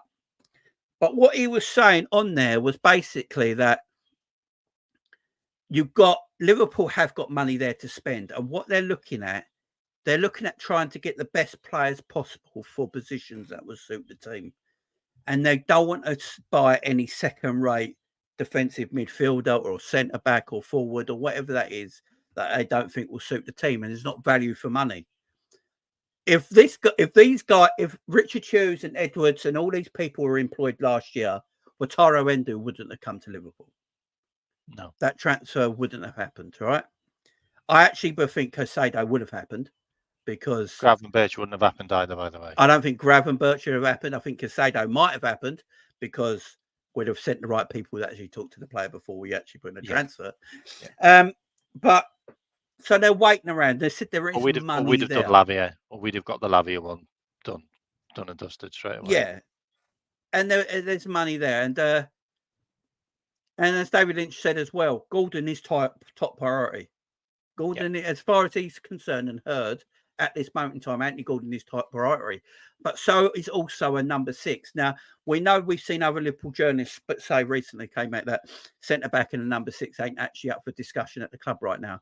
Well, David Lynch has sort of said that's bollocks, and Liverpool are after a number 6. They know they need a number 6, but they're looking for the right one, and they don't want to buy any old number 6. So a lot of people are going, why aren't we going to get Ugarte, who's going to Man United for a reasonably cheap price?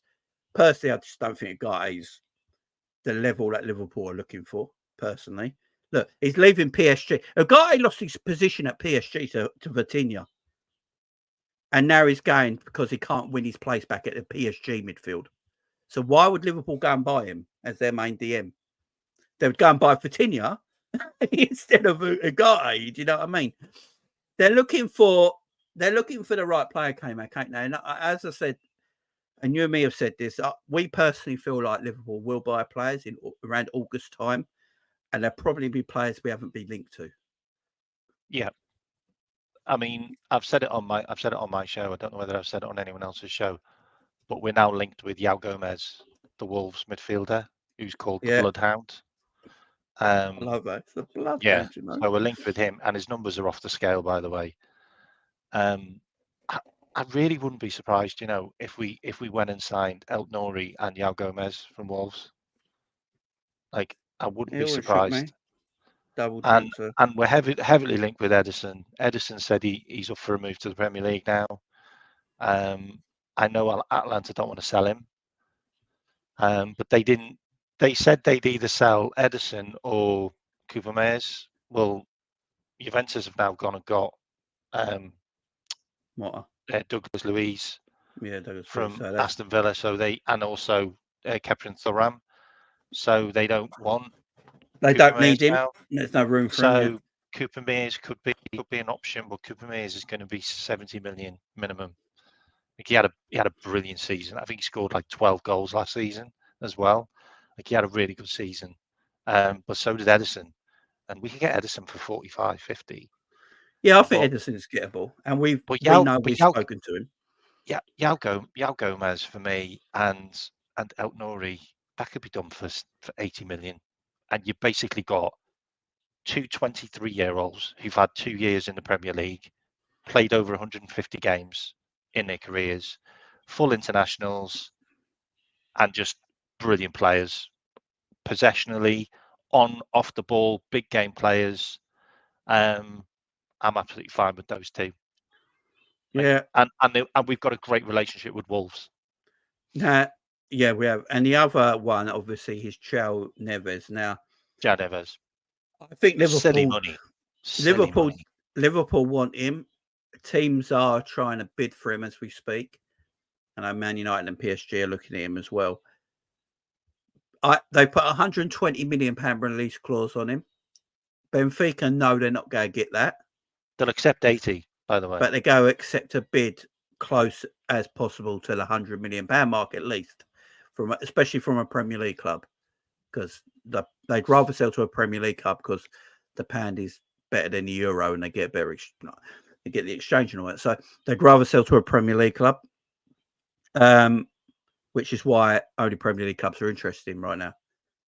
It's an interesting one because he fits the profile entirely, age-wise. We know what Liverpool are looking at.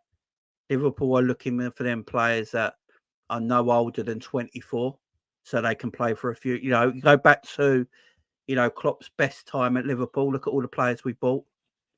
They're around that 24, 25-year age mark, and they all played for years and grew with the team and grew with the manager. That's what they want to do again. So someone like Joao Gomez, who's 19, 20, you got Joao Gomez, who's around, 22, 23. You've got Edison, who's 24, going on 25.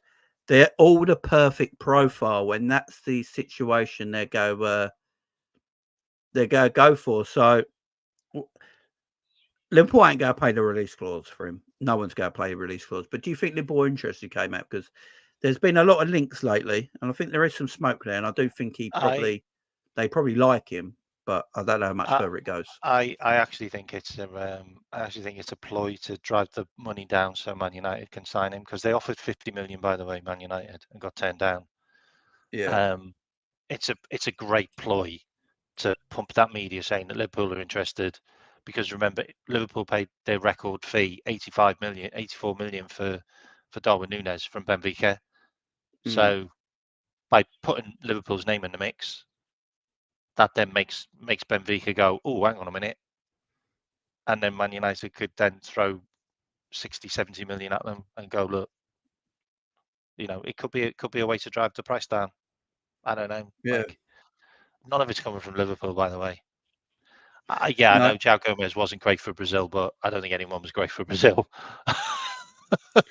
No, like they were garbage.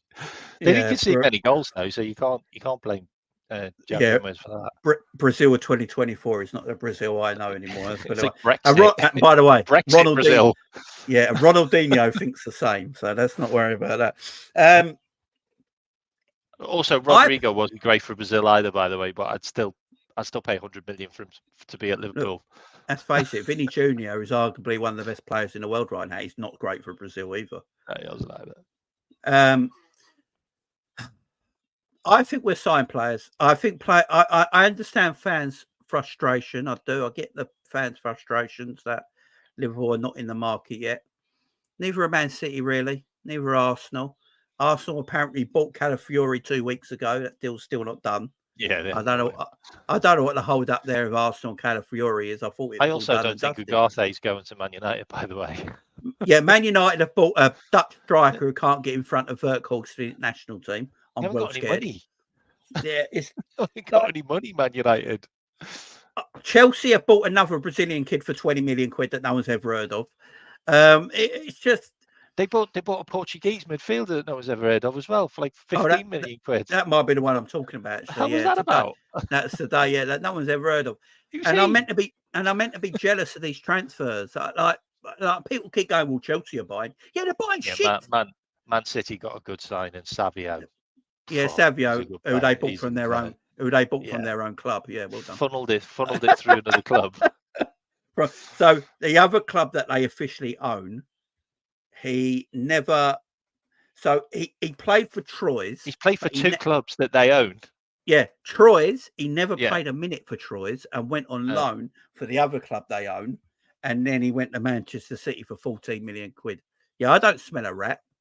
I don't smell a rat. Didn't he cost Troyes like 20 million or something? Yeah, I think Troyes paid like 20 million for him, or Manchester City paid 20 million for him. Yeah, through Troyes. Exactly. And Girona as well, at Spain as well, part of the City group. Yeah. There's so many. Madness. Yeah, Chelsea have bought like 6 players, and not one of them I'd want. Chelsea have got 85 players on their books. Yeah, it's madness. And over 20 Brazilians. Just let that sink in. Look at that. It was Troyes' record signing, and they loaded him out straight away. Their record signing never played from them. And they got relegated. Does no one think that's fishy at all?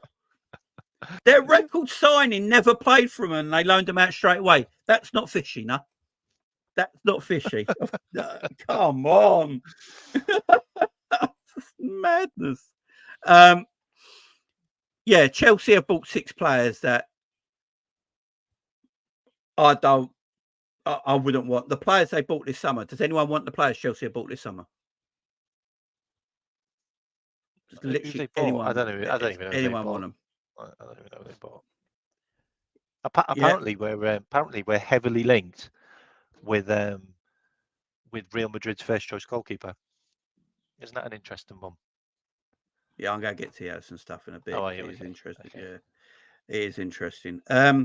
Yeah, all clubs that do it, mate. All clubs that do it. I just find it's so dodgy. It's so dodgy. You know, Chelsea, all them clubs doing it where they sign a record player and loan them out without playing. Even when we get Bordeaux, I still don't think we'll do dodgy stuff like that. I still don't think we'll do stuff like that. Well, Bordeaux, apparently the Bordeaux DNA. Right, let me put. I need to just quickly pause a minute. I need to quickly talk about this Bordeaux deal. Yeah, go on. So people on social media are going mad that Liverpool owners who want to buy another football club and saying there goes our transfer budget. Firstly, every Liverpool fan moans that FSG don't use their own money to buy transfers. So how the fuck can this ruin Liverpool's transfer budget? Secondly, Bordeaux is only costing them 40 million quid. Mental. Or 42 million quid to buy Bordeaux. That's all. Yeah. It's not like hundreds of millions. It's 42 million quid to buy Bordeaux. Or be their highest stake.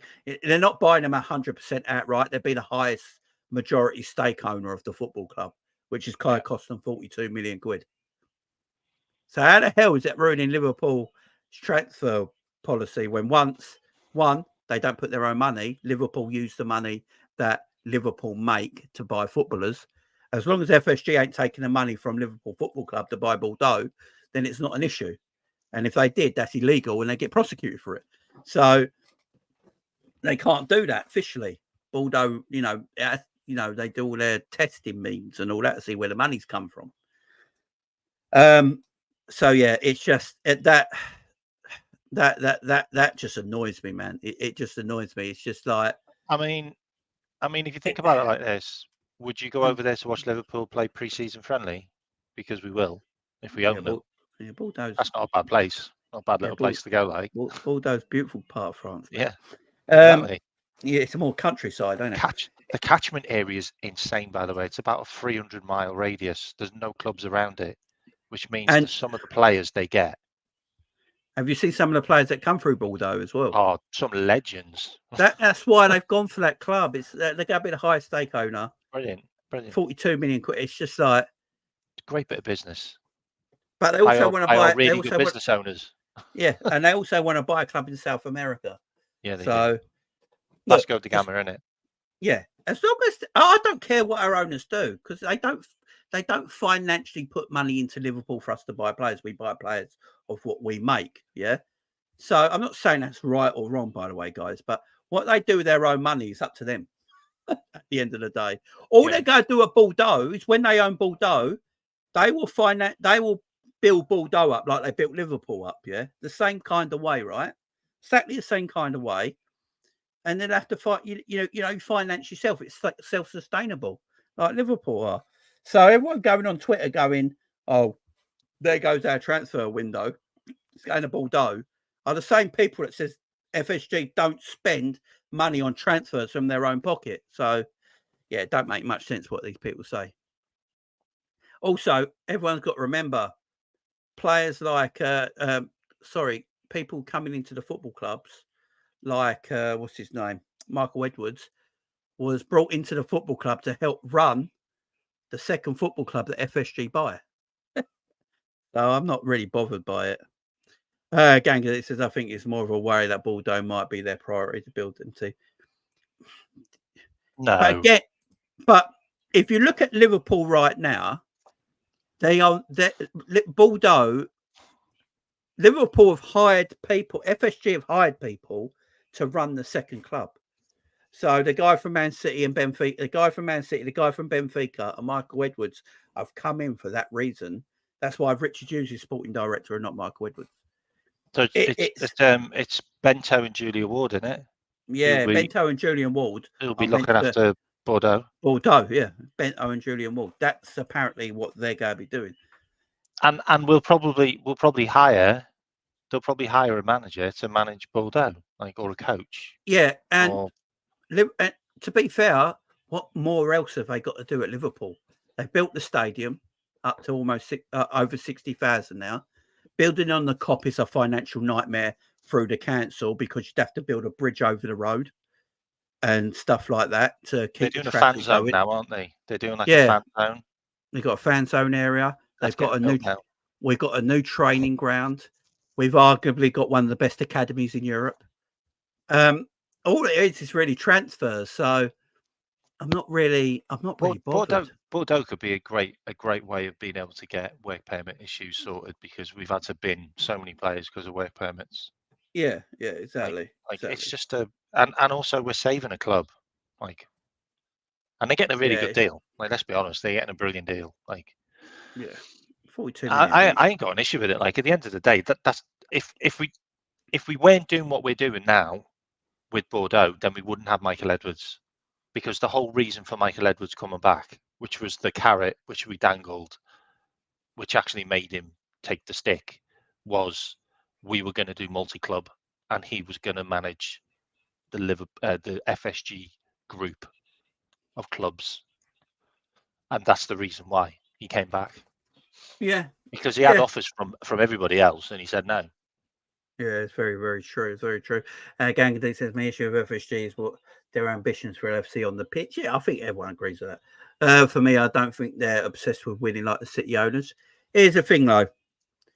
If City get told they cheated, Gangadee, with their financial help, and they get done for cheating, Liverpool won 3 Premier League titles under FSG. And we did it without cheating. And did it the right way. I'm not disagreeing with your comment either at the end of the day. But Arsenal, that's hugely successful. Arsenal's owners now, the Kroenke, the son of the dad of the, I can't remember his name, Julian Kroenke, is it? I can't remember his name. Kroenke. He's put a lot of money into Arsenal to get them where they are now, competing again, because Arsenal weren't competing for so long. So they got them competing again, and they are competing. But in January, when Arsenal were completely on top, if they had ambitions to win the Premier League, Arsenal would have bought a striker in January that got them over the line and won the Premier League title. And Arsenal should be a Premier League champions today. Arsenal fans should not be upset with Arteta. They should be fuming with their owner that they didn't get the striker in January that kept them there to win the league title. All owners I'll keep saying this, I don't think any owner does enough. And the reason owners don't do enough, guys. That's a good point, actually. Josh has just put in the chat. It's actually 4 if you go back to 2004. Yeah, there you go. And it might go back that far. Exactly. So it's a difficult one. I understand everyone's issue, but the problem we have today is that you can finish, what is it, 17th in the Premier League, and you get more. The person that finishes 17th in the Premier League probably gets more money than any team in Europe that wins their league. That's the issue. That's the issue we got.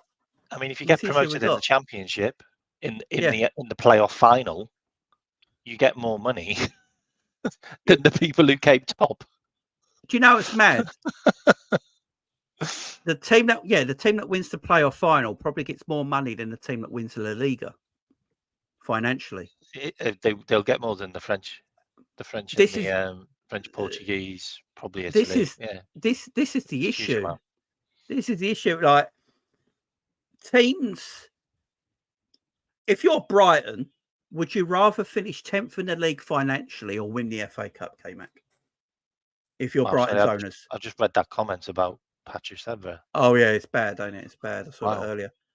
If you're a Brighton owner and you're looking for and you're a Brighton owner and you want the team ticking over financially, would you rather win the FA Cup or finish 10th?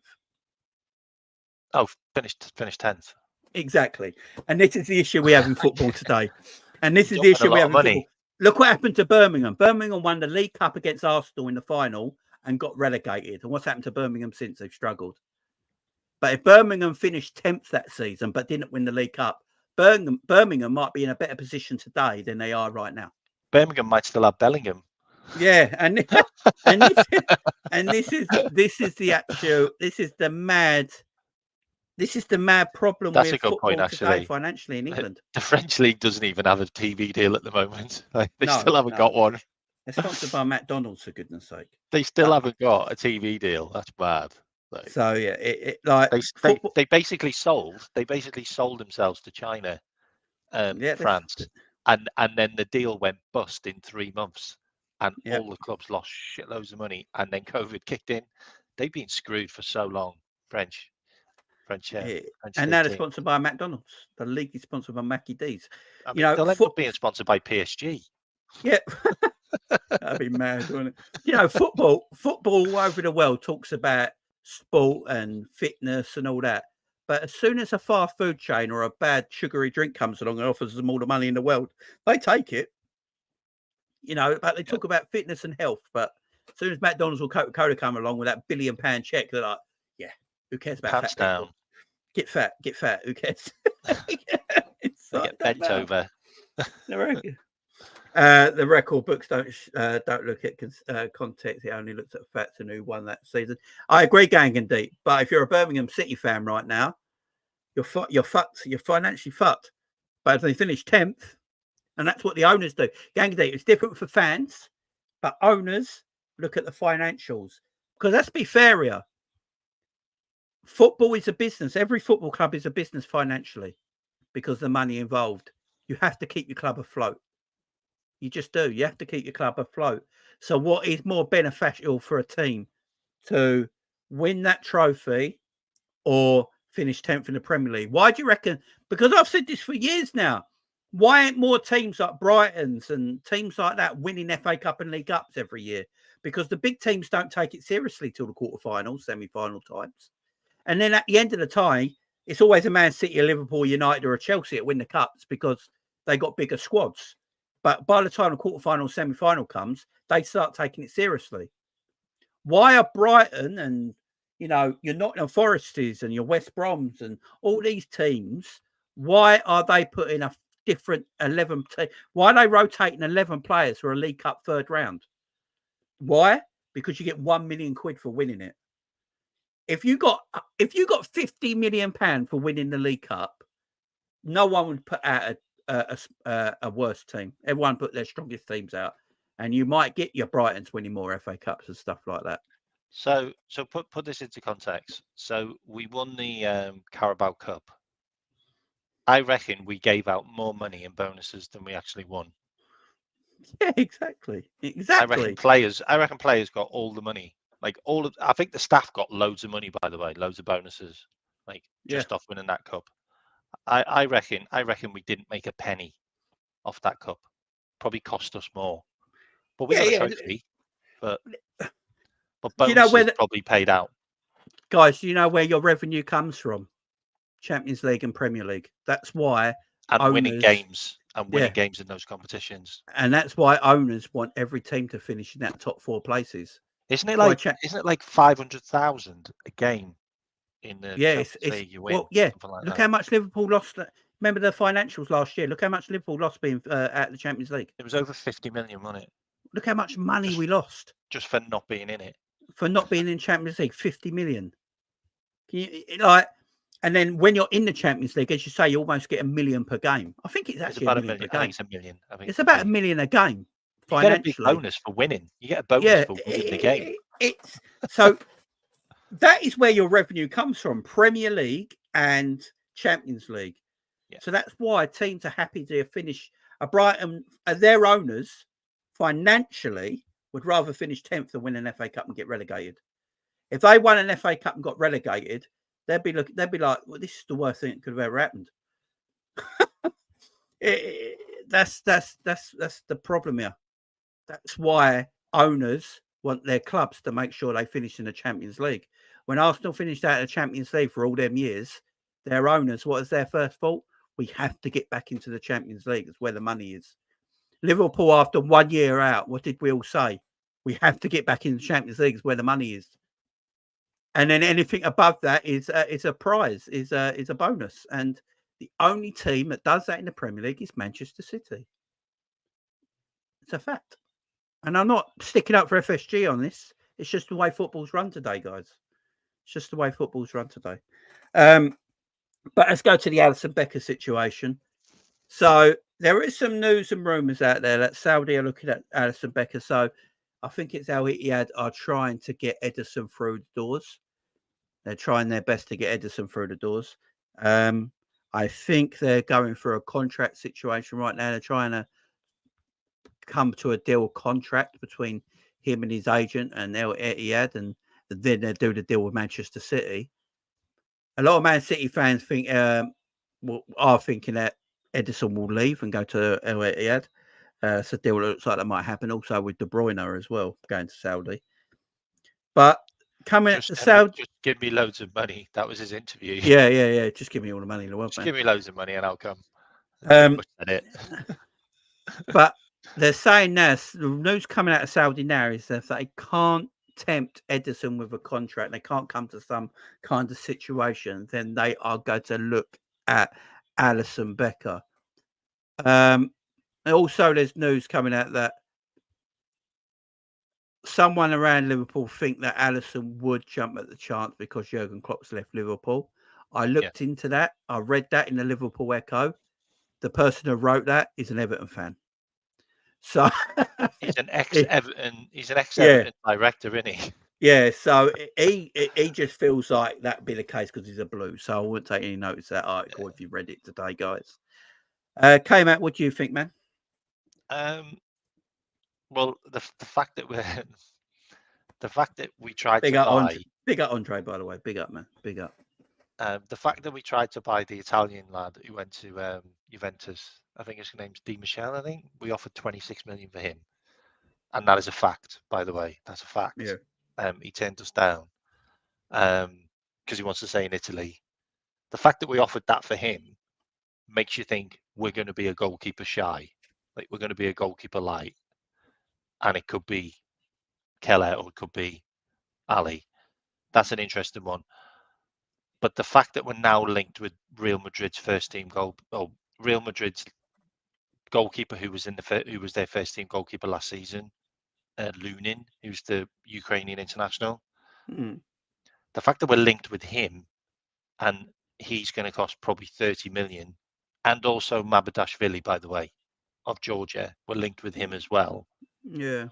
It does make you wonder whether we're losing the first team goalkeeper, not the second choice, because they're going to come in as a first choice goalkeeper. They're not going to come in as a backup. Like, why are you going to spend 45 million or 35 million on a goalkeeper to be the backup for Alisson if Keller gets sold? That doesn't make sense, does it? So maybe we're just keeping our options open in case the big money comes in and Ali does go, like, Yeah. I'm interested, like, I want to look at it. I It'd don't have, know. and I genuinely don't know. And the thing about Ali, he's got time in his deal as well. Because he only recently signed a new contract, what, a year or so ago, a couple of years ago? I think he's only got 2 years left, you know, mate. Let's have a look. I can't remember. I think he's only got 2 years left. Same as Canate, I think. Let's have a look. Oh, Canate could go. I'm not bothered about that. But yeah, Alisson. I actually, you might say this is mad, by the way, but I actually think Virgil van Dijk might play on the right-hand side of our centre-backs next season. And I think we are going for a left-sided centre-back who's going to play where Virgil plays, and he's going to move over one. Call me a madman. Interesting. Call me a madman, but I genuinely think. What makes you think that, my man? I just think that, Alisson's got 3 years left. He's has he got 3 years? Okay. Yeah, that's it's Liverpool. Like Alisson to leave Liverpool is going to cost stupid money. Yeah, it's going to be like all right. Don't forget, Liverpool bought Alisson for £58 million, almost 60 million quid. It was they're going to double that, man, if they go sell Alisson. So yeah, it's it's 2027. I just checked on the transfer market. That's great news. That's great news. Yeah, he signed an extension in 2021. So he's not a highest paid player either, is he? No, he's not on massive wage. He's not on crazy money as well, and he's the best goalkeeper in the world by a country mile. Yeah, so at least we ain't got to worry about Alisson's contract situation for a while, which is. So it's going to be Keller then, isn't it? So it's going to be Keller then, probably. Yeah, like Jaros as well. I mean, with the news with Jaros, Liverpool apparently are going to make him part of the squad for the coming season. I personally think Jaros is just taking Adrian's spot right now as the number 3 goalkeeper. What do you reckon, man? As it stands right now, that seems. Like I agree, but I agree. The stuff around Keller's gone cold. Like, there was links to Wolves, there was links to, like, we offered him to Newcastle.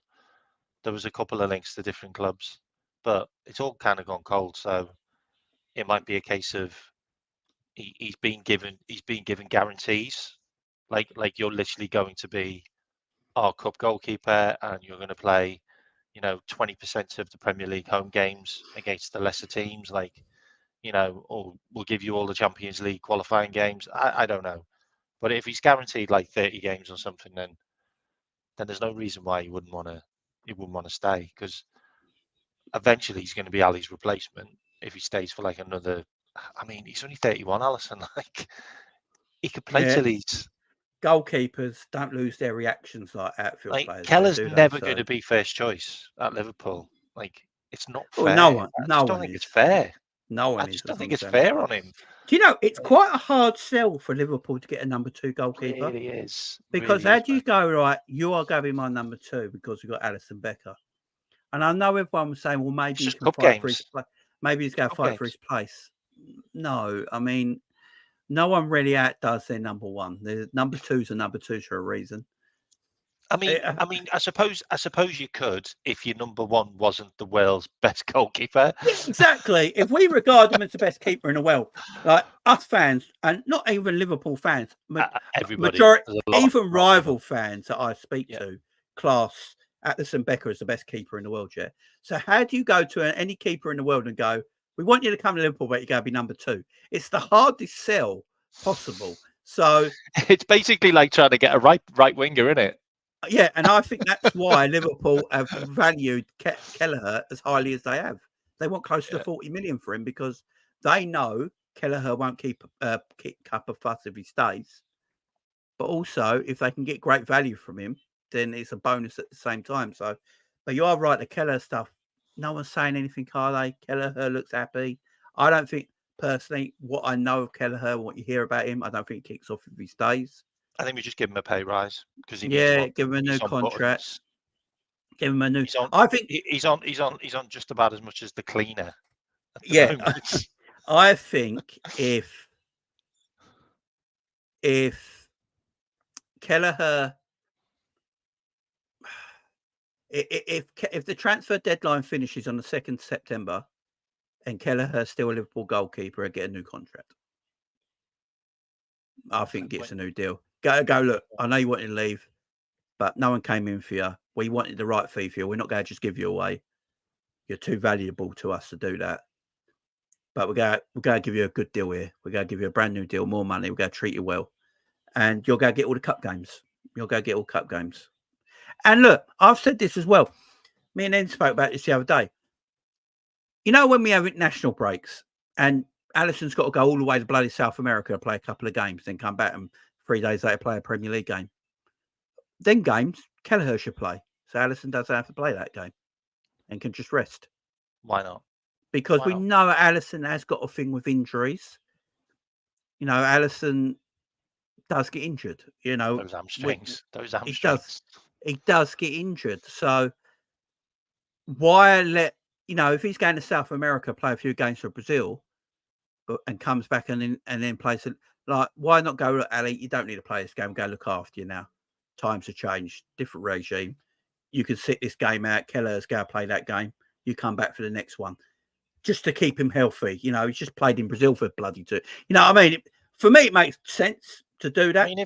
I mean, if you're playing like a bottom of the league team who's just come up at home and they're bottom of the league and they've conceded like 50 goals already, like, you're literally like, yeah, Keller's playing that game. Whoa, Angle. Whoa. Max says, is Alisson the best in the world? Then when I see stats in the last 2 years, he's not in the top 10 in Premiership. I'll tell you is Martinez. Martinez is a good goalkeeper, but stats for Premier League. We've also been garbage at the back for the last 2 years. Alisson also gets injured. Didn't he get us 12 points last season, mate? Yeah, Alisson's the best like goalkeeper. 12 points or 18 points last season. We worked out that Ali saved us. Martinez is a great goalkeeper. There's no denying that. But he's an absolute asshole, by the way. But Alisson's the best in the world. Martinez, not Alisson. Martinez. Yeah. He's an absolute, like, it'd be a nightmare to manage. Isn't it funny as well? Isn't it really? We just have a laugh at the Arsenal fans, by the way. Isn't it funny that Martinez was the backup goalkeeper at Arsenal his whole career? And what's the position that Arsenal have always had problems at? Is getting a world-class goalkeeper when they literally had one. They had one for so long. They shouldn't have sold They Martinez. never played him, but they never played him. Yeah, I know Raya. Look, so if we go by stats, yeah, Raya got golden gloves, right? Raya got golden gloves. Would anyone swap any? I wouldn't even swap Kelleher for Raya, right? No. And the reason Raya got golden gloves is because he give the ball away. You see him he has a supreme. He has a supreme defense in front of him. Also, FIFA just released his their top 10 teams in the world, yeah, rankings, yeah. I think Liverpool finished 4th, yeah. Arsenal weren't in the top 10. Yeah, we got up. Roma are 7th. Roma are not better than Arsenal. So, you know, it's just like stats and all that. Yeah, it's. I mean, they'll probably start dropping now that Jose Mourinho's left. Yeah. But everyone said that he still hasn't got it. Roma are 7th. I'll be interested in the chat though. Does everyone think that? Does everyone think Martinelli's a better goalkeeper and Martinez is a better goalkeeper than Alisson Becker? Give me a yes or no in the chat. Does everyone think Martinez is a better goalkeeper than Alisson Becker? He's a good goalkeeper, Martinez. He's a good goalkeeper, but he's not better than that own goal he scored for us. Yeah, it's beautiful. Last season. Yeah. Yeah, Roma have improved, but would you say Roma are better than Arsenal? I wouldn't. No. Roma wouldn't finish in the top 6 in the Premier League. Yeah, Martinez is better on penalties, yeah. I think Martinez is the best in the world. He's probably the best in the world on penalties. But do you know no, he's not as good as Keller. He's not as good as Keller at pens. Do you know Alisson has who's a better shot stopper? There's no better shot stopper than Alisson. He doesn't let anything go past him. No. He's always I don't think there's a better one-on-one. I don't think there's a better one-on-one goalkeeper than Alisson. Yeah. Ali had a really good tournament as well, by the way. It's just Brazil were crap. They just couldn't score. But Ali played really well. Like, I don't think Ali had a bad game in the Copa America. And they conceded loads of chances, like Brazil did. I watched some of the highlights. Like Ali was pulling off worldies. He pulled off quite a few against Nunez. Yeah. Was it Nunez or was it? No, I'm not, Max. I'm not looking at stats. Alisson Becker is the best. I've got eyes, man. Alisson Becker is the best goalkeeper in the world. Even rival fans who hate Liverpool say it. Yeah, he's the best. What is Martinez? Apart from penalties, I'm being this honest now. I love you, Max. But what is Martinez better at than Alisson apart from penalty saves? Alisson's positioning in goal is the best I've ever seen. I've never seen a goalkeeper positioning in goal. He doesn't make wild saves. Do you know what? Alisson never has to make a wild save, a show-stopping save, because he's in the right position all the time. He's always in the right position. You've never seen him do one for the cameras, have you? No, he never does one for the cameras. He's in the right position. He never does a Pickford. He never does a Pickford, does he? He's in the right position. The only goalkeeper I thought that challenged Alisson Becker in the last couple of years is Oblak and Courtois. They're the 3. Alisson, Courtois, Oblak for me were the 3 best, and ter Stegen as well, probably up there as well. Martinez is up there as well, but he ain't better.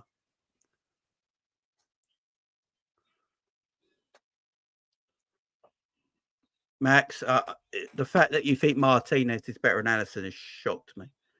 It really has. I ain't gonna lie. It's absolutely shocked me. I think you just ended the show. I love you, Max. But the fact you think he's a better goalkeeper absolutely shocks me. I ain't gonna lie. I've got to say though, ter Stegen pulls off some bloody saves. Ter Stegen's just unlucky that Neuer exists. I mean, Neuer was really good for Germany as well. Did you see some of his saves? Yeah, like Neuer is great. I remember, not long ago, a few years ago, Neuer was going for a bad patch. Yeah. And he went through that whole season, and everyone was saying, "Is this the end of Neuer?" He had a really bad year. Yeah, he had a terrible year. Never ever played. He got dropped and everything. But yeah, by the way, Martinez is up there. If I'm doing a top 10 goalkeepers in the world right now, I think Martinez is like 5. Martinez is easy in the top 10. He's up there, man. 4 or 5. Yeah, I ain't having it. He's not better than Alison Becker as a goalkeeper. Quality keeper though. Quality keeper, but nowhere near the best.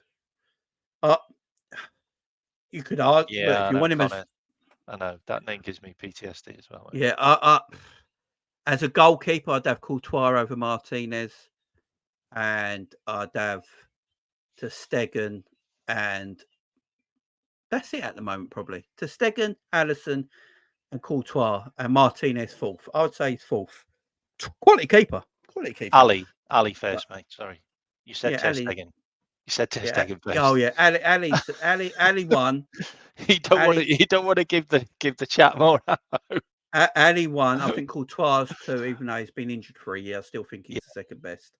Yeah. Got Manion from France as well. You know, he's a good goalkeeper. I don't think he's better than Martinez though. I think All Black's still 3 for me. All Black's quality as well. Yeah. But big up, Max. I love you, man, but I can't agree with you. Ali, Courtois, Oblak, Martinez. Yeah. ter Stegen, and the rest can just fight it out.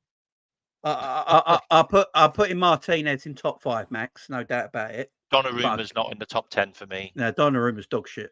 I just can't have him above. He's just Ederson's not in the top 10 for me either, by the way. But Martinez is class. But yeah, the thing with goalkeepers and stats, they can be a bit like. I remember a year that Simon Mignolet had the highest stats in the Premier League for a goalkeeper. It's good. So it can be. Yeah, because remember Pickford one year. The reason he went for Everton is because he had that immense season at Sunderland. He had that amazing season at Sunderland, and Everton went and bought him. And he was like, everyone wanted him at that time, and everyone thought Everton stole him. And because he had that tremendous season where he was saving everything. Simon Mignolet too was at Sunderland as well. When he was just like, he was saving absolutely everything. And we're like, Mignolet was good at Sunderland. Like, I did rate him. I did think he was a good player for Sunderland. Like, you know, Jordan Henderson was really good as well back then. Yeah. We signed a few players from there, didn't we? Yeah. It's like Ederson. Ederson's regarded as the second best keeper in the league. I don't think he's even that good as a goalkeeper. I just think he's amazing with his feet. Now, Ederson plays with his feet better than most midfielders in the Premier League. You know, but as a goalkeeper, he's pretty average. It's Ederson. But on the stats again, he'll probably look quite high, Max. You know what I'm saying? So, Max, I'm not disagreeing with you, man. You got, you know, well, I'm disagreeing with you, but I love you at the same time. Yes. I'm disagreeing, but I love you, Max. I love you. Yeah, so we've worked, like, we spoke about everything now. We spoke about the Bordeaux situation, transfers, the contract situation. For me, we're not a sell to buy football club. It's been a bit of a myth where it's just the way we do business. It's offset transfers. I'm not sure anyone from Liverpool said we were. No, like it never came out of anybody in the club's mouth. Yeah, I've never with the club that we were sell to buy. Yeah, I've never heard anyone say we're a sell to buy football club.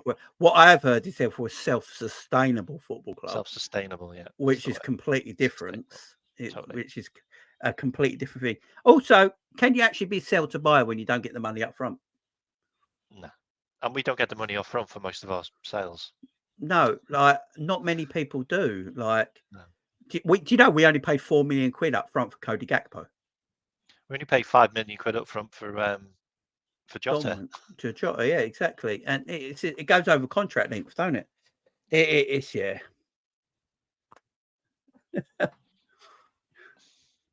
It's big good, chat, Max. By the way, Max, always on fire. Max, we love you. We love you. It's always good, on fire. Max, honestly, man, we're just winding you up, man. It's love. Don't worry, man. We're just winding you up. Isn't the final on Sunday? Isn't the final? Yeah, obviously England playing Spain on Sunday. Why have we been like rinsed with like not having that much time off, and like what's the score with all of that? Why did we end up having to like play a day less? Yeah, what was all that about? Like, Personally, I think the semi-final should be on the same day, but at different times. Yeah, like you could have done it in Just the one in the afternoon and one in the evening. Yeah, why not? On the same day, because Yeah, one team is going for disadvantage whoever plays the next day, aren't they? So yeah, it should be. It should be. But look, I don't know why the finals on Sunday at 8 p.m. By the way, it's on 8 p.m. on a 8 Sunday. p.m. Yeah, that's the final. It was on in the afternoon. No, it used to be. Euros used to be an afternoon kickoff, but it's 8 p.m. on Sunday. Look, if you wanted to make it an 8 p.m. game, do it on Saturday. Yeah, that's prime time, isn't it? 8 p.m. on a Sunday when everyone's got to go back to work the next day and school and stuff like that is just mad. That's just pointless. Not like if England win, no one's going to work on Monday. No. Can you imagine how many phones ring? All them phones. My boss won't expect me at work. Like. No, all them phones ringing on Monday morning. Can you imagine it? I know. I do think it'll be a bank holiday Monday. I don't think they'll have a choice in it because no one's going to go in. So, yeah. Although I'm going to say it right now. Good game. Do you think it'll be a good game? I got this sneaky feeling England are going to win it. You know. No, I think they're going to win it. Yeah, I think they're going to win it. I know Spain are on fire, and Yamel and Nico Williams are unstoppable. I don't know what it is. I think England have probably got the best players in the tournament as a combined to deal with Spain. You know, you look at the France game, you know, you're playing Rabiot in midfield, you're playing a broken Mbappe up front who didn't want to be there. You're thinking more of a Real Madrid. They didn't look great. Well, I actually think England.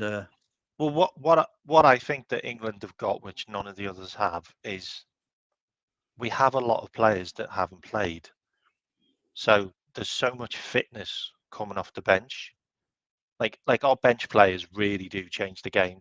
Like they completely transform the game because they've not been played. So they're literally like they're so full of energy. Like Spain have played a lot of their players and they've had to rotate a lot because they got loads of players banned. The only issue is they've got their banned players are actually back for the final. Yeah, and I think England's attacker just going to cause some problems. I really do. I really hope so. I know they played France, but let's face it, Mbappe, he looked so average this tournament. Yeah, I think England. Mbappe's not right, mate. Whatever happened to his face has really affected him. I think, and also probably the move. And I don't think his head's there. I think England have got the defence to deal with Yamel and Nico Williams as well. And the fact is, I think what England will do, they will try and stop the supply to Nico Williams and Yamel instead of concentrating on them two players. They'll stop the supply in their midfield. I think England could overrun Spain's midfield as well. I know people might think that's mad, but I literally do. I think England have got more power in that midfield, so I think they could overpower. It's going to be a close game. It would be interesting. It would be interesting seeing Declan Rice against Rodri, because Rice has got previous on Rodri, so he knows how to play against him. So that'd be interesting to see. Kobbie Mainoo as well. Did Manchester United win the final, the FA Cup final? Yeah, it's Man City. Kobbie Mainoo had a pretty blinding game. Yeah, he's a good player, man. He's a good player. Palmer smashed up Rodri in the Prem as well. Yeah, it's interesting. I think Gillan Ballagay said it best the other day. It was yesterday. Sorry, he was talking about the final. And his opinion, we got the two best teams in the final. And I was thinking, have we? And then I look back and I thought about it. And think, squad wise, you probably have. Yeah. England probably do have the best squad in Europe. People probably won't believe that, but in reality, I think England do. It's just the way England have been playing all tournament that makes it look worse. But half of our subs would probably be the star players for half of the team. Yeah, I think England in the other countries. Back-to-back Euros, so they're going to make the same mistakes against Italy? I don't think so. I think if they go 1-0 against Spain, they can't sit back. They just got to keep playing. Yeah, I'm looking forward to the game. But guys, make sure you're back soon, guys. Make sure you're subscribing to the K-Mac show as well. Go and subscribe to him over there, the K-Mac channel. I'll put my link in the chat now. Some love. I'll put my link in the chat. Yeah, link will go in the chat. Make sure you go hit that and subscribe. I'll to put my K-Mac, link in there now, mate. I saw your I see his video the other day. Views are going up as well. So make sure you're showing him some love. He puts out some good content, all Liverpool based. I'll put. And he's not scared to say his opinion either. So make sure you go and subscribe to him. Yeah, you might hear some controversial stuff. Controversy. So, guys, I'll be back Sunday afternoon. With a show Sunday. Hopefully, I'm going to have Ben on the show with me on Sunday as well. So, just chat more Liverpool gossip on Sunday afternoon and anything else that comes up in the meantime. But there's a link, guys. Make sure you go and subscribe to K-Mac's channel. There it is right there. Show him some love, guys. I'd appreciate it. We're out there. Enjoy the rest of your night. Enjoy your Saturday. I'll see you Sunday afternoon. Bye-bye for now.